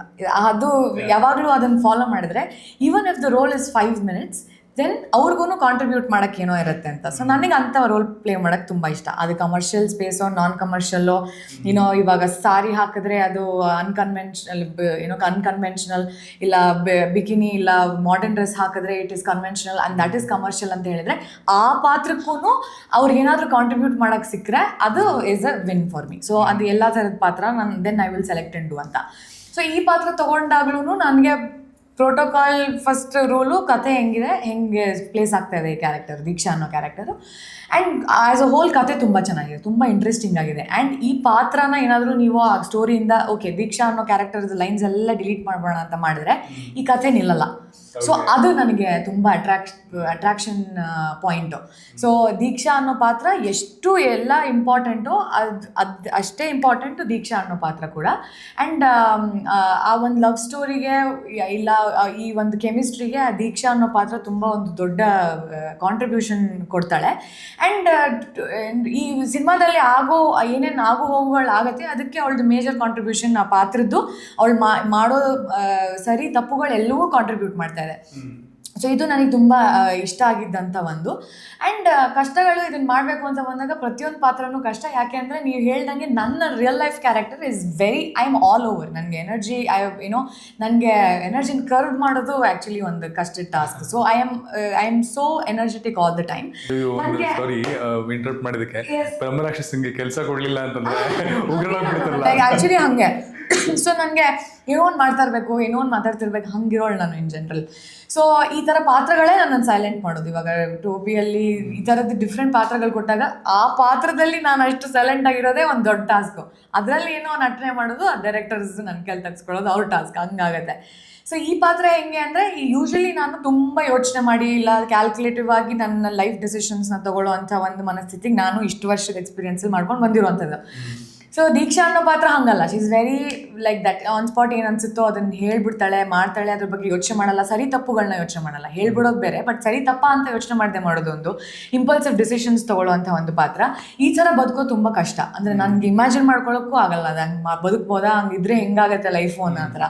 ಸೊ ಇಂಥ ಒಂದು ಪಾತ್ರ ಇರಬೇಕಾದ್ರೆ ಆ ಒಂದು ವಲ್ನರಬಲ್ ಸ್ಪೇಸಲ್ಲಿ ಯಾವಾಗಲೂ ಇರೋದು ಆ್ಯಂಡ್ ಓಪನ್ ಟು ಆಲ್ ಏನೋ ಎಮೋಷನ್ಸ್. ಅಂದರೆ ಅದರಿಂದ ಕಷ್ಟನೂ ಬರ್ಬೋದು, ಸುಖನೂ ಆಗ್ಬೋದು, ಸಕ್ಕದಾಗೂ ಇರ್ಬೋದು. ಸೊ ಅದೆಲ್ಲವೂ ಅನ್ಸರ್ಟನಿಟಿಲಿ ಬದುಕೋದಿದೆಯಲ್ಲ, ತುಂಬ ಕಷ್ಟ. ಆ ಒಂದು ಪಾತ್ರ ನಂಗೆ ಬರೆದಿದ್ದಾರೆ. ಸೊ ನನಗೆ for a brief moment Chaitra ಥರ ತುಂಬ ಯೋಚನೆ ಮಾಡಿದೆ ಆ ಕ್ಯಾರೆಕ್ಟರ್ ಒಳಗಡೆ ಹೆಂಗೆ ನಾನು ಯಾವಾಗಲೂ ಕೇಳೋದು, ಯಾಕೆ ಹಿಂಗೆ ಮಾಡ್ತಿದ್ದಾಳೆ, ಇದು ಯಾಕೆ ಈ ಕ್ಯಾರೆಕ್ಟರ್ ಮಾಡಬೇಕು, ಈ ಥರ ಅವಳು ಹಂಗೆ ಮಾಡಮ್ಮ, ಅದನ್ನು ಮಾಡಿದ್ರಲ್ಲೇ ಅದು ಇಲ್ಲಿ ಕ್ಲೈಮ್ಯಾಕ್ಸಿಗೆ ಇಲ್ಲಿ ಎಂಡ್ ಆಗೋದು ಅಂತ ಇವ್ರು ನನಗೆ ಅದು ಸಂಜಾಯಿಷೆ ಕೊಡೋದು. ಸೊ ನನಗೆ ಅದು ಇಷ್ಟ ಆಯಿತು. ಅಂದರೆ ಆ ಒಂದು ಫ್ಲಾಸ್ ಇರ್ಬೋದು, ಇಲ್ಲ ಅವಳ ಸ್ಟ್ರೆಂತ್ಸ್ ಇರ್ಬೋದು, ಅದನ್ನು ಆ ಒಂದು ಶೂಟಿಂಗ್ ಏನು ಆ ಸ್ಪೇಸಲ್ಲಿ ಮಾಡೋದು ಒಂಥರ ಮಜಾ ಇತ್ತು. ಆ್ಯಂಡ್ ಕರಾವಳಿ ಭಾಗದ ಸಿನಿಮಾಗಳನ್ನ ಜನರಲಿ ನೋಡಿದಾಗ ಸುಮಾರಷ್ಟು ಕಲಾವಿದರು ಕರಾವಳಿಯವರೇ ಇರ್ತಾರೆ, ಅಲ್ಲಿನ ಸ್ಟಾರ್ಸ್ಗಳೇ ಇರ್ತಾರೆ. ಆ್ಯಂಡ್ ಅಥೆಂಟಿಸಿಟಿ ತುಂಬ ಚೆನ್ನಾಗಿ ಬರುತ್ತೆ ಬಿಕಾಸ್ ಆಫ್ ದ್ಯಾಟ್. ಬಟ್ ಹೊರಗಿನವರು ಕರಾವಳಿ ಭಾಗದ ಪಾತ್ರಗಳನ್ನ ಮಾಡ್ಬೇಕಾದ್ರೆ ಒಂದು ಚಾಲೆಂಜ್. ಬಿಕಾಸ್ ಆ ಒಂದು ಮ್ಯಾನರಿಸಮ್ ಆಗಿರ್ಬೋದು, ಇಲ್ಲ ಅಂತಂದರೆ ಅವ್ರು ಹೇಳಿದಂಗೆ ಸ್ಲ್ಯಾಂಗ್ ಆಗಿರ್ಬೋದು, ಆ ಭಾಷೆಯ ಸೊಗಡಾಗಿರ್ಬೋದು, ಅಲ್ಲಿನ ಪದ್ಧತಿಗಳು, ಸಂಸ್ಕೃತಿ, ಇದನ್ನೆಲ್ಲನೂ ಅಥೆಂಟಿಕ್ ಆಗಿ ತೋರಿಸ್ಬೇಕು. ಅದರ್ವೈಸ್ ಅದು ತುಂಬ ಆಡ್ ಅಂತ ಅನ್ಸುತ್ತೆ. ನಮಗಷ್ಟು ಗೊತ್ತಾಗದೆ ಹೋದ್ರು ಅಲ್ಲಿ ಭಾಗಿ ಜನಕ್ಕಂತೂ ಅನ್ಸುತ್ತೆ ಇವರು ತುಂಬ ಫೇಕ್ ಮಾಡ್ತಿದ್ದಾರೆ ಇದನ್ನ ಅಂತ. ಸೊ ಇದನ್ನ ಅಡಾಪ್ಟ್ ಮಾಡ್ಕೊಳ್ಳೋದು ಚಾಲೆಂಜೇ. ಸೊ ಈ ಚಾಲೆಂಜನ್ನು ಅಕ್ಸೆಪ್ಟ್ ಮಾಡಾದ್ಮೇಲೆ ಆ ಭಾಗದಲ್ಲಿ ಒಂದೇ ಅವ್ರದ್ದು ಚೇತು ಆಗೋದಕ್ಕೆ ಎಷ್ಟು ಟೈಮ್ ತಗೋತು? And what was the biggest challenge? ಇದೊಂದು ಮಾಡೋದಕ್ಕೆ ನಂಗೆ ಕಷ್ಟ ಆಯ್ತಲ್ಲ ಅಂತ ನಿಮ್ಗೆ ಅನ್ಸಿದ್ದು? ಅಂದರೆ ಏನಾಗಿತ್ತು, ಇವ್ರು ಹೇಳ್ದಂಗೆ ನಮಗೆ ಪ್ರಾಪರ್ ಟ್ರೈನರ್ ಇದ್ರು. ಸ್ಲ್ಯಾಂಗ್ ಆಗಿರಬಹುದು, ಭಾಷೆ ಆಗಿರಬಹುದು. ಆಮೇಲೆ ಇವರು ನಮಗೆ ಟೀಚ್ ಮಾಡ್ತಾಯಿದ್ರು. ಡೈಲಿ ಅದನ್ನ ನಾವು ಸೀನ್ ಪೇಪರ್ ಓದ್ತಾ ಇದ್ವಿ. ಪೂರ್ತಿ ಸ್ಕ್ರಿಪ್ಟ್ ಎಲ್ಲ ಓದಬೇಕಾದ್ರೆ ಅದೇ ಭಾಷೆಲೇ ಇತ್ತು, ಮಂಗಳೂರು ಕನ್ನಡದಲ್ಲೇ ಇತ್ತು. ಅದು ಓದ್ಬೇಕಾದ್ರೆ ನಮ್ಗೆ ಗೊತ್ತಾಗುತ್ತೆ ಎಲ್ಲಿ ನಾವು ತಪ್ತಾ ಇದ್ದೀವಿ, ಎಲ್ಲ ತಿರ್ತಾ ಇದ್ರು ಅವರು. ಬಟ್ ನಮಗೆ ಎಲ್ಲಿ ಅನಿಸ್ತು ಅಂತಂದರೆ, ನಾವು ಓಕೆ ಇವಾಗ ಭಾಷೆ ನಾವು ಹಿಡ್ಕೊಂಡಿದ್ದೀವಿ ಅಂತ ಎಲ್ಲಿ ಅನಿಸ್ತು ಅಂದರೆ, ನಾವಿಬ್ಬರು ಈಗ ಪಾತ್ರ ಆಗಿ ಹೋದಾಗ, ಸೆಟ್ಗೆ ಹೋದಾಗ, ಮೇಕಪ್ ಎಲ್ಲ ಹಾಕೊಂಡು ಹೋದಾಗ, ಪ್ರಕಾಶ್ ತುಮ್ಮಿನಾಡು ಇವರೆಲ್ಲ ಜೊತೆಗೆ ಆ್ಯಕ್ಟ್ ಮಾಡ್ತಿದ್ವಲ್ಲ. ಸೊ ಅವ್ರು ನಮ್ಮಿಬ್ಬರು ನೋಡಿದಾಗ ಹೇಳಿದ್ರು, ನೀವಿಬ್ಬರು ಆಚಿನವ್ರು ಅಂತ ಕಾಣಿಸ್ತಿಲ್ಲ, ನಮ್ಮ ಮಂಗಳೂರು ಹತ್ರ ಕಾಣಿಸ್ತಾ ಇರ ಅಂತ ಹೇಳಿದ್ರು. ನಮ್ಗೆ ಅವಾಗ ಒಂದು ಅನಿಸಿದ್ದು, ಓಕೆ ಲುಕ್ ವೈಸ್ ನಾವು ಗೆದ್ವಿ ಅಂತ. ಆಮೇಲೆ ಅವರೊಟ್ಟಿಗೆ ಸೀನ್ ಮಾಡ್ಬೇಕಾದ್ರೆ ಭಾಷೆ ಡೈಲಾಗ್ಸ್ ಎಲ್ಲ ಹೇಳ್ತಾ ಇದ್ವಲ್ಲ, ಅವಾಗ ಅವ್ರು ಹೇಳಿದ್ರು, ನಮಗೆ ಆಚೆರು ಯಾರೇ ಬಂದು ಇಲ್ಲಿ ಆ್ಯಕ್ಟ್ ಮಾಡಿದ್ರು ಗೊತ್ತಾಗ್ತದೆ ಇವರು ನಮ್ಮವರಲ್ಲ ಆಚೆಯವರು ಅಂತ ಗೊತ್ತಾಗ್ತದೆ. ಬಟ್ ನಿಮ್ಮಿಬ್ಬರು ನೋಡಿದಾಗಲೂ ಅಥವಾ ನೀವು ಮಾತಾಡಿದಾಗಲೂ ಕೂಡ ನಿಮ್ಗೆ ಎಲ್ಲೂ ಅನಿಸ್ತಾ ಇಲ್ಲ ನೀವು ಆಚೆಯವರು ಅಂತ, ನಮ್ಮವ್ರು ಅನಿಸ್ತಾ ಇದ್ದೀರಾ ಅಂತ ಹೇಳಿದ್ರು. ಅವಾಗ ನಮಗೆ ಅರ್ಥ ಆಯಿತು, ಓಕೆ ನಾವು ಗೆದ್ವಿ ಇಲ್ಲಿ. ಅಂದರೆ ದೀಕ್ಷಾ ಆಗಿ ಚೇತು ಆಗಿ ನಾವು ಅಲ್ಲಿ ಕರೆಕ್ಟಾಗಿದ್ದೀವಿ ಅಂತ ಅದನ್ನು ಅನಿಸ್ತು. ನನಗೆ ಚಾಲೆಂಜ್ ಅಂತ ಅನಿಸಿದ್ದು ಭಾಷೆ ಒಂದು ಕಡೆ ಓಕೆ, ಬಟ್ ಹುಲಿ ವೇಷ ಇತ್ತಲ್ಲ, ಅದು ನನಗೆ ತುಂಬ ದೊಡ್ಡ ಚಾಲೆಂಜ್ ಆಗಿತ್ತು. ಅದು ನಿರ್ವಹಿಸೋದು, ಅಂದರೆ ಅವ್ರ ರಿಚುವಲ್ಸ್ ಎಲ್ಲ ಒಂದಿಷ್ಟೆಲ್ಲ ಇರುತ್ತೆ, ಅದನ್ನ ಫಾಲೋ ಮಾಡಿಕೊಂಡು ಅದು ಆ ಎನರ್ಜಿ ಕೊಡೋದು ಆ ಕ್ಯಾರೆಕ್ಟರ್ಗೆ, ಅದು ದೊಡ್ಡ ಚಾಲೆಂಜ್ ನನಗೆ. ಎಷ್ಟು ತಗೋತಿರು ಪೇಂಟ್ ಮಾಡೋಕ್ಕೆ ನೀವು ಬಾಡಿನ? ಕೊನೆಗೆ ಒಂದು ಟ್ರೈಲರ್ ಶಾರ್ಟ್ ಬರುತ್ತಾ? ಅದು ಪೇಂಟ್ ಮಾಡೋಕ್ಕೆ 5 ಅವರ್ ಆಗುತ್ತೆ. ಓಕೆ, 5 ಅವರು ನೀವು ಕೂರಂಗಿಲ್ಲ. 2 ಕೋಲ್ ಕೊಟ್ಟಿರ್ತಾರೆ ಹಿಂಗೆ ಕೈಲಿ, ಹಿಂಗೆ ಹಿಡ್ಕೊಂಡು ನಿಂತಿರ್ಬೇಕು ಹಿಂಗೆ. ಯಾಕಂದ್ರೆ ಹಿಂಗೆ ಕೈ ಕೆಳಗೆ ಬಿಟ್ರೆ ಅದು ಪೇಂಟ್ ಎಲ್ಲ ಅಂಟುತ್ತೆ, ಹಿಂಗೆ ಸ್ಟಿಕ್ ಆಗ್ಬಿಡುತ್ತೆ. ಹಿಂಗೆ ಎತ್ಬೇಕಾದ್ರೆ ಮತ್ತೆ ನಿಮ್ಮ ಚರ್ಮ ಎಲ್ಲ ಎತ್ಕೊಳತ್ತೆ. ಹಿಂಗೆ ನೀವು ಮಾಡ್ಕೊಳಂಗೆ ಇಲ್ಲ. ಒಂದು ಎಲ್ಲ ಕಡೆ ಫ್ಯಾನ್ ಹಾಕಿರ್ತಾರೆ ಹಿಂದೆ ಮುಂದೆ ಎಲ್ಲ ಡ್ರೈ ಆಗಬೇಕು ಅಂತ, ಹಿಂಗೆ ನಿಲ್ಸಿರ್ತಾರೆ. ಹಿಂಗೆ 5 ಅವರ್ ಕೂರಂಗಿಲ್ಲ, ಏನಿಲ್ಲ, ಸುಮ್ಮನೆ ನಿಂತಿರ್ಬೇಕು ಹಿಂಗೆ. ಸೊ ನಾವು ಅದನ್ನ ಡೈಲಿ ಅಷ್ಟು ಟೈಮ್ ಕೊಡೋದು ಬೇಡ ಅಂದ್ಕೊಂಡು ನಾನು 4 ದಿವಸ ನಾವು ಶೂಟ್ ಮಾಡಿದ್ವಿ ಅದನ್ನ ಕ್ಲೈಮ್ಯಾಕ್ಸು. ಸೊ ಒಂದ್ಸಲಿ ಬಣ್ಣ ಹಾಕಿದ್ದು 4 ದಿವಸ ನಾನು ಸ್ನಾನ ಮಾಡಿಲ್ಲ. ಹಂಗೆ ಇದ್ರಿ? ಹಾಗೆ ಇದ್ದೆ, ಓಕೆ, ಮುಖ ತೊಳೆದಿಲ್ಲ. ನನಗೆ ಆವಾಗ ನಂಗೆ ನಾನು ರಿಯಲ್ ಹುಲಿ ಅನಿಸ್ತೆ. ಯಾಕಂದ್ರೆ ಹುಲಿ ಯಾವತ್ತು ಸ್ನಾನ ಮಾಡಲ್ಲ. ಆ ಡೈಲಾಗ್ ಇತ್ತಲ್ಲ, ಅದು ಹುಲಿ ನೋಡಿದ್ರ ಹಲ್ಲುಜ್ತಾ ಸ್ನಾನ ಮಾಡುತ್ತಾ ಅಂತ ನನಗೆ ಆವಾಗ ನೆನೆಸ್ಕೊಂಡೆ. ಹೋಟ್ಲಿಗೆ ಹೋಗಿ ಒಂದ್ಸಲಿ ಹಿಂಗೆ ಕನ್ನಡಿ ಮುಂದೆ ನಿಂತ್ಕೊಂಡೆ, ನಾನು ಹುಲಿನೇ ಗುರು, ಸ್ನಾನ ಮಾಡ್ತಿಲ್ಲ, ಮುಖ ತೊಳಿತಿಲ್ಲ, ಹಂಗೆ ಓದ್ನ ಡೈಲಾಗ್ ಹೇಳ್ತಾ ತಿನ್ನ ಓದ್ನ, ಅಷ್ಟು ಮುಗಿತು. ಇದೇ ಹುಲಿ ಕರೆಕ್ಟ್ ಅಂದ್ಕೊಂಡೆ. ಹುಲಿ ತರ ನೋಡ್ರು. ಅಂದ್ರೆ ಅದು ನಾನು ಅಲ್ಲಿ ಕೇಳಿದೆ, ಏನೇನು ಫಾಲೋ ಮಾಡ್ತೀರಾ ನೀವು ಅಂತ ಕೇಳಿದಾಗ ಅವ್ರು ಹೇಳಿದ್ದು, ನಾವು ಅಂದ್ರೆ ಆ ದಸರಾ ಈ ಮಾರ್ನಮಿ ಟೈಮ್ ಏನಿರುತ್ತೆ ಅಷ್ಟು ದಿನ ಕೂಡ ಹುಲಿ ವೇಷ ಹಾಕಿದವ್ರು ಯಾರು ಕೂಡ ಇದು ಬೆಡ್ ಮೇಲೆ ಮಲಗಲ್ಲ. ಓಕೆ, ಬಾಳೆ ಎಲೆ ಹಾಕೊಂಡು ಮಲಗ್ತಾರೆ. ಸೊ ನಂಗೆ ಅದು ಫೆಸಿಲಿಟಿ ಬಾಳೆ ಎಲೆ ಸಿಗ್ಲಿಲ್ಲ. ನಾನು ಹೋಟೆಲ್ ಹೋದಾಗ ಅದು ಮಜಾ ಆಯ್ತು. ಹೋಟ್ಲಿಗೆ ಹೋದಾಗ ಹಂಗೆ ಹುಲಿ ತರ ನಾವು ಅಂದ್ರೆ ತೆಗಿಯಕ್ಕಾಗಲ್ಲ, ನೀವು ಬೇರೆ ಬಟ್ಟೆನೂ ಹಾಕಕ್ಕಾಗಲ್ಲ ನೀವು. ಸೊ ಇಷ್ಟು ಚಿಕ್ಕ ಚಡ್ಡಿ ಇರುತ್ತೆ, ಅದ್ರ ಮೇಲೆ ಅದೇನೋ ಒಂದು ಕೊಟ್ಟಿದ್ರು ಹೊದ್ಕೊಳಕ್ ಹಿಂಗೆ. ಅದು ಹಾಕ್ಕೊಂಡೆ ಬೆಳಗಿನ ಅಂದರೆ ಫುಲ್ ನೈಟ್ ಶೂಟ್ ಇರ್ತೈತಲ್ಲ, ನೈಟ್ ಶೂಟ್ ಮುಗಿಸ್ಕೊಂಡು ಬೆಳಗ್ಗೆ 6 ಗಂಟೆ ಪ್ಯಾಕಪ್ ಆಯಿತು. ಹೋಟ್ಲಿಗೆ ಬರೋಷ್ಟು 7 ಗಂಟೆ. ಹಿಂಗೆ ಡೋರ್ ತೆಗೆದೆ, ಅವನು ಹೋಟ್ಲವನು ಸಾಬ್ ಅಂತಂದು ಹಿಂಗಂದ ಅವನು ಮಾಮೂಲಿ ಹಿಂಗೆ ತೆಗೆದು ಹಿಂಗೆ ಅನ್ನಕ್ಕೆ ಹೋದ್ರೆ ಹಿಂಗೆ ನೋಡ್ದ ನನಗೆ. ಫುಲ್ ಶಾಕ್ ಇತ್ತು. ನಾನು ಮೊದಲೇ ನಿದ್ದೆಗಳಿದ್ದೆ, ಸುಮ್ಮನೆ ಒಳಗೆ ಹೋಗ್ತಾ ಇದ್ದೀನಿ. ಎಲ್ಲ ದೊಡ್ಡ ಹೋಟ್ಲ್ ಅದು, ಎಲ್ಲ ಹಿಂಗೆ ನೋಡ್ತಾ ಇದ್ದಾರೆ. ನನಗೊಂಥರ ಮುಜುಗರ, ಏನು ಹಿಂಗೆ ನೋಡ್ತಾರೆ ಎಲ್ಲ ನನ್ನ ಅಂತ. ಆಮೇಲೆ ನೋಡ್ಕೊಂಡು ಬರೀ ಚಡ್ಡಿಲಿದ್ದೀನಿ ನಾನು. ಅವಾಗ ಅರ್ಥ ಆಯಿತು, ಇದು ಸಮಸ್ಯೆ ಇದು ಅಂದ್ಕೊಂಡು ಹೋಟ್ಲ್ ಒಳಗೆ ಹೋದೆ, ಎಲ್ಲ ಆಯಿತು. ಅವ್ರು ಹೇಳಿದ್ರಲ್ಲ ಇನ್ನೇನು ಮಾಡೋಕ್ಕಾಗಲ್ಲ ಅಂತ. ಬೆಡ್ ನೋಡಿದೆ, ಓಕೆ ಅವ್ರೇನು ಫಾಲೋ ಮಾಡ್ತಿದ್ದಾರೆ, ಯಾಕಂದರೆ ಅದು ದೇವ್ರ ಥರ ನೋಡ್ತಾರೆ ಅವರು. ಸೊ ನಾವು ಅದಕ್ಕೆ ಕೆಲವು ಧಕ್ಕೆ ಕೊಡಬಾರ್ದು. ಅವ್ರೇನು ಫಾಲೋ ಮಾಡ್ತಾರೆ, ನಾನು ಅದನ್ನ ಫಾಲೋ ಮಾಡಬೇಕು ಅಂತ ನಾನು ಡಿಸೈಡ್ ಆಗಿದ್ದೆ. ಸರಿ ಅಂದ್ಕೊಂಡು ಬೆಳಗ್ಗೆ ತಿಂಡಿ ತರಿಸ್ಕೊಂಡೆ. ಕೆಳಗೆ ಹೋಗೋಕ್ಕಾಗಲ್ಲ, ಸೊ ಫೋನ್ ಮಾಡಿದೆ, ತಿಂಡಿ ಬಂತು. ಡೋರ್ ಓಪನ್ ಮಾಡಿದೆ, ಬರ್ರಿ ಚಂದ ಕಾಣ್ತೀರಂತ. ನಾನು ಬನ್ನಿ ಸರ್. ಅವ್ರು ಫುಲ್ ಖುಷಿ ಅವರಿಗೆ, ಅಂದರೆ ಅವ್ರದ್ದು ಹುಲಿ ವೇಷ ಹಾಕೊಂಡಿದ್ದೀನಲ್ಲ, ಇವತ್ತು ತುಂಬ ಚೆನ್ನಾಗಿ ಕಾಣ್ತಾರೆ ಅಂತ ಅವ್ರಿಗೆ. ನನಗೆ ಗೊತ್ತು, ನಂಗೆ ಕಷ್ಟ ಏನಾಗ್ತದೆ ನನಗೆ ಗೊತ್ತಿತ್ತು. ಅದು ತಿಂಡಿ ತಿಂದೆ, ಒಳಗಡೆ ಅಂದ್ಕೊಂಡು ನೆಲದ ಮೇಲೆ ಮಲ್ಕೊಂಡೆ. ಅದು AC ಇತ್ತಲ್ಲ, ಅದು ಚಳಿಯಾಗಿ ಸ್ಟಾರ್ಟ್ ಆಯಿತು. ಸೊ ನಿದ್ದೆ ಬರಲೇ ಎಚ್ಚರ ಆಯಿತು. ಇದೆಲ್ಲ ನಾನು ತಿಂಗೆ ಹೋದೆ, ಇದೆಲ್ಲ ಅಂಟ್ಕೊಂಡ್ಬಿಟ್ಟಿದೆ ನಡಕ್ಕೆ. ಆ ಪೇಂಟ್ ಎಲ್ಲ ಅಂಟ್ಕೊಂಡಿದೆ. ಅದು ತೆಗೆದಕ್ಕೆ ಒಂದು ಸಾಹಸ ಮಾಡಿದೆ. ಅಂದರೆ ಅದು ಒಂದು ಇಷ್ಟಿಷ್ಟು ಹಿಂಗೆ ಬಿಡಿಸ್ಕೊಂಡು ಒಂದು 20-25 ನಿಮಿಷ ಅದಕ್ಕೆ ಟೈಮ್ ತೊಗೊಂಡೆ. ಅದಾದ್ಮೇಲೆ ನಿದ್ದೆ ಬರಲಿಲ್ಲ. ಅದು ಉರಿತಾ ಇದೆ, ಜ್ವರ ಇದೆ, AC ಅದು ಚಳಿ ಆಗ್ತಾ ಇದೆ, ಹೊದ್ಕೊಳಕ್ಕಾಗ್ತಿಲ್ಲ. ಸೊ 4 ಡೇಸ್ ಇದನ್ನೇ ಕಂಟಿನ್ಯೂ ಮಾಡಿದೆ. ಸರಿ ನಿದ್ದೆ ಇರ್ತಿರ್ಲಿಲ್ಲ. ಟ್ಯಾಬ್ಲೆಟ್ ತಗೋ, ನೈಟ್ ಫುಲ್ ಶೂಟ್ ಮಾಡು. ಪಾಪ ನಮ್ಮ ಡೈರೆಕ್ಟ್ರು, ಪ್ರೊಡ್ಯೂಸರ್ ಬಂದೆಲ್ಲ ನನ್ನ ಕೈ ಎಲ್ಲ ಹೊತ್ತೋರು. ಹಿಂಗೆ ನನಗೆ ಬೇಜಾರಾಗುತ್ತೆ. ಇಲ್ಲ ಇರಿ ಕುತ್ಕೊಳ್ಳಿ ಅಂದ್ಕೊಂಡು ಸ್ವಲ್ಪ ಕೈ ಹೊತ್ತೋರು. ನಾನು ಹಿಂಗೆ ಆರಾಮಾಗಿ ಕುತ್ಕೊಳ್ಳೋಕ್ಕಾಗಲ್ಲ ಅವಾಗ. ಬೆನ್ನು ಹಿಂಗೆ ರೆಸ್ಟ್ ಕೊಡೋಂಗಿಲ್ಲ. ನಾನು ಹಿಂಗಿರ್ಬೇಕು, ಹಿಂಗೆ ಆ ಚಡ್ಡಿ ಪೋಷನ್ ಎಷ್ಟಿರುತ್ತೋ ಅಷ್ಟೇ ಕುತ್ಕೋಬೇಕು. ನಾನು ಹಿಂದೆ ಹೊರ್ಕೊಳಕ್ಕಾಗಂಗಿಲ್ಲ. ಅಯ್ಯಪ್ಪ ಅದೆಲ್ಲ ಒಂದು 4 ದಿವಸ. ಎಸ್. ಈ ಹುಲಿ ವೇಷ ಸಿನಿಮಾಗೆ ಎಷ್ಟು ಇಂಪಾರ್ಟೆಂಟು, ಎಷ್ಟು ರಿಲೆವೆಂಟು? ಬಿಕಾಸ್ ಹುಲಿ ವೇಷ ಅಫ್ಕೋರ್ಸ್ ನಾವು ಬೇರೆ ಒಂದಷ್ಟು ಸಿನಿಮಾಗಳಲ್ಲೂ ನೋಡಿದ್ವಿ. ಅದನ್ನು ಅಡಾಪ್ಟ್ ಮಾಡೋದು ಅಂದರೆ ಈ ಸಿನಿಮಾಗೆ ಹೌ ರಿಲೆವೆಂಟ್, ಅಂದರೆ ಹೌ ಇಂಪಾರ್ಟೆಂಟ್ ಹುಲಿ ವೇಷ. ಅದಿಲ್ಲದೆ ಹೋಗಿದ್ದಿದ್ರು ಏನು ಮ್ಯಾಟ್ರ್ ಆಗ್ತಿರ್ಲಿಲ್ವಾ, ಅಥವಾ ಹುಲಿ ವೇಷದ ಬದಲು ಬೇರೆ ಏನು ಬೇಕಾದ್ರೂ ಮಾಡ್ಬೋದಿತ್ತ? ನಾನೀಗ ಅದನ್ನು ತುಂಬ ಚಿಕ್ಕದಾಗಿ ಆನ್ಸರ್ ಮಾಡೋದಾದರೆ, ನಮಗೆ ಮಾರ್ನಮಿ ಅಂದರೆ ದಸರಾ ಹಬ್ಬ ಮಂಗಳೂರಲ್ಲಿ ಅವರಿಗೆ ಹುಲಿವೇಷ ಎಷ್ಟು ಇಂಪಾರ್ಟೆಂಟು, ನನ್ನ ಮಾರ್ನಮಿ ಸಿನಿಮಾದಲ್ಲಿ ನನಗೆ ಹುಲಿವೇಷ ಅಷ್ಟೇ ಇಂಪಾರ್ಟೆಂಟ್. ಸೊ ಅಲ್ಲಿ ಹುಲಿವೇಷ ಇಲ್ಲದೆ ದಸರಾ ಹಬ್ಬ ಆಗಲ್ಲ. ಸೊ ಇಲ್ಲಿ ಕೂಡ ಹುಲಿವೇಷ ಇಲ್ಲದೆ ನನ್ನ ಕತೆಗೆ ಬೇರೆ ಆಪ್ಷನ್ ತರಕ್ಕೆ ನನಗೆ ಸಾಧ್ಯ. ಬೇರೆ ಆಪ್ಷನ್ ಬಂದಿದ್ರೆ ಈ ಥರ ಆಗ್ತಿತ್ತೋ ಇಲ್ವೋ ಗೊತ್ತಿಲ್ಲ. ಆ್ಯಂಡ್ ಈ ಕತೆ ಅನ್ನೋದು ಯಾವಾಗ ಬೇಕಾದ್ರೂ ಹುಟ್ಬೋದು ಮನುಷ್ಯನಿಗೆ, ಎಸ್ಪೆಷಲಿ ಡೈರೆಕ್ಟರ್ಸ್ಗೆ. ಯಾವ ಸ್ಕ್ರಾಚ್ ಪಾಯಿಂಟಲ್ಲಿ ಈ ಕತೆ ಹುಟ್ಟಿದ್ದು, ಇಲ್ಲ ನಾನು ಸಿನಿಮಾ ಮಾಡಿದ್ರೆ ಮಾರ್ನಮಿನೇ ಮಾಡೋದು ಅಂತ ಅನ್ಸಿದ್ದು ನಿಮಗೆ? ಇಲ್ಲ, ಆ್ಯಕ್ಚುಲಿ ಕತೆ ಹುಟ್ಟಿದ್ದು ನನ್ನ ಫ್ರೆಂಡ್ ಸುದಿಯಾರ್ಯನ್ಗೆ. ನಾನು ಗಿಣಿರಾಮ ಮುಗೀತು, ನಾನು ಗಿಣಿರಾಮದಲ್ಲಿ ಅಸಿಸ್ಟೆಂಟ್ ಡೈರೆಕ್ಟರ್ ಕೆಲಸ ಮಾಡ್ತಾ ಇದ್ದೆ, ಸರ್ ಹೀರೋ ಆಗಿದ್ದರು. ಸೊ ಗಿಣಿರಾಮ ಮುಗಿದ್ಮೇಲೆ ಅವರು ಬ್ರೇಕ್ ತೊಗೊಂಡ್ರು. ಶೆಟ್ರು ನಾನು 1 ವರ್ಷ ಬ್ರೇಕ್ ತೊಗೋತೀನಿ, ಸಿನಿಮಾ ಏನಾದರೂ ಮಾಡಬೇಕು ಅನ್ನೋ ಥರದಲ್ಲಿ ಅವರಿದ್ದರು. ನಾನು ಕೂಡ ಆವಾಗ ಸೀರಿಯಲ್ ಮುಗ್ದಿದ್ರಿಂದ ಬೇರೆ ಏನು ಕೆಲಸ ಅಂದಾಗ ನನಗೆ ಮಂಗಳೂರಲ್ಲಿ ಒಂದು ಸಿನಿಮಾ ರೈಟಿಂಗಿಗೆ ಫಾರ್ ಸ್ಕ್ರೀನ್ ಪ್ಲೇ ಆ್ಯಂಡ್ ಡೈಲಾಗ್ಸಿಗೆ ಸಿಕ್ಕಿತ್ತು. ಸೊ ಮಂಗಳೂರು ಶಿಫ್ಟ್ ಆಗಿದ್ದೆ. ಅಲ್ಲಿ ನನಗೆ ಕೋ ರೈಟರ್ ಆಗಿ ಸುದಿಯಾರ್ಯನ್ ಅಂತ ಸಿಗ್ತಾರೆ. ಸೊ ನಮ್ಮದೊಂದು ಬಾಂಡಿಂಗ್ ಬೆಳೆಯುತ್ತೆ. ಒಂದು 6 ತಿಂಗಳು 7 ತಿಂಗಳು ಒಟ್ಟಿಗೆ ಕೆಲಸ ಮಾಡ್ತೀವಿ. ಸೊ ಮಾಡ್ತಿರ್ಬೇಕಾದ್ರೆ ನಾವು ಹಂಚ್ಕೋತಾ ಇದ್ವಿ, ಏನು ವಾಟ್ ನೆಕ್ಸ್ಟ್, ಹೆಂಗೆ ಏನು ಅಂತ. ನನಗೂ ಪ್ಯಾಷನ್ ಇತ್ತು, ಸಿನಿಮಾ ಮಾಡಬೇಕು, ಡೈರೆಕ್ಟರ್ ಆಗಬೇಕು ಅನ್ನೋಂಥದ್ದು. ಸೊ ಆವಾಗ ಅವನು ನನಗೆ ಒಂದು ಲೈನ್ ಹೇಳ್ತಾನೆ, ಈ ಥರದ್ದೊಂದು ಲೈನ್ ಇದೆ, ಇದನ್ನು ನೀನು ಬೇಕಾದ್ರೆ ಡೈರೆಕ್ಷನ್ ಮಾಡ್ಬೋದು ನೋಡು ಅಂತ. ಸೊ ಅದು ನನಗೆ ತುಂಬ ಇಂಟ್ರೆಸ್ಟಿಂಗ್ ಅನಿಸ್ತು. ಸೊ ಆಲ್ರೆಡಿ ಅದರಲ್ಲಿ ತುಂಬ ವಿಷಯಗಳಿದೆ. ಅಂದರೆ ಈ ಮಾರ್ನಮಿ ಇತ್ತು, ಒಂದು ಲವ್ ಸ್ಟೋರಿ ಇತ್ತು, ಒಂದು ಡ್ರಾಮಾ ಇತ್ತು, ಇದೆಲ್ಲ ಇತ್ತು. ಸೊ ಅದನ್ನು ತೊಗೊಂಬಂದು ನಾನು ಇಮಿಡಿಯೇಟ್ಲಿ ಇವರಿಗೆ ಹೇಳ್ತೀನಿ, ಅಂದರೆ ಚೆನ್ನಾಗಿದೆ ಇದು, ಒಂದ್ಸತಿ ಕೇಳಿ ಕತೆನ ನೀವು ಅಂತ. ಸೊ ನಂಗೆ ಕತೆ ಕೇಳಿದಾಗ ನನ್ನ ತಲೆಗೆ ಬಂದಿದ್ದು ಫಸ್ಟ್ ಇವರು ಏನು ಸಿನಿಮಾ ಮಾಡಬೇಕು ಅಂತಿದ್ರಲ್ಲ. ಸೊ ಇಮಿಡಿಯೇಟ್ಲಿ ಬಂದು ಅವ್ರಿಗೆ ಹೇಳ್ತೀನಿ. ಅವ್ರು ಕೇಳ್ತಾರೆ ಕತೆನ, ಚೆನ್ನಾಗಿದೆ ಶೆಟ್ರೆ, ಬಟ್ ಫಿಲ್ ಆಗಿಲ್ಲ, ಇನ್ನೂ ಕಂಪ್ಲೀಟ್ ಆಗಿಲ್ಲ, ಕಂಪ್ಲೀಟ್ ಫೀಲ್ ಬರ್ತಿಲ್ಲ ನನಗೆ ಅಂತ.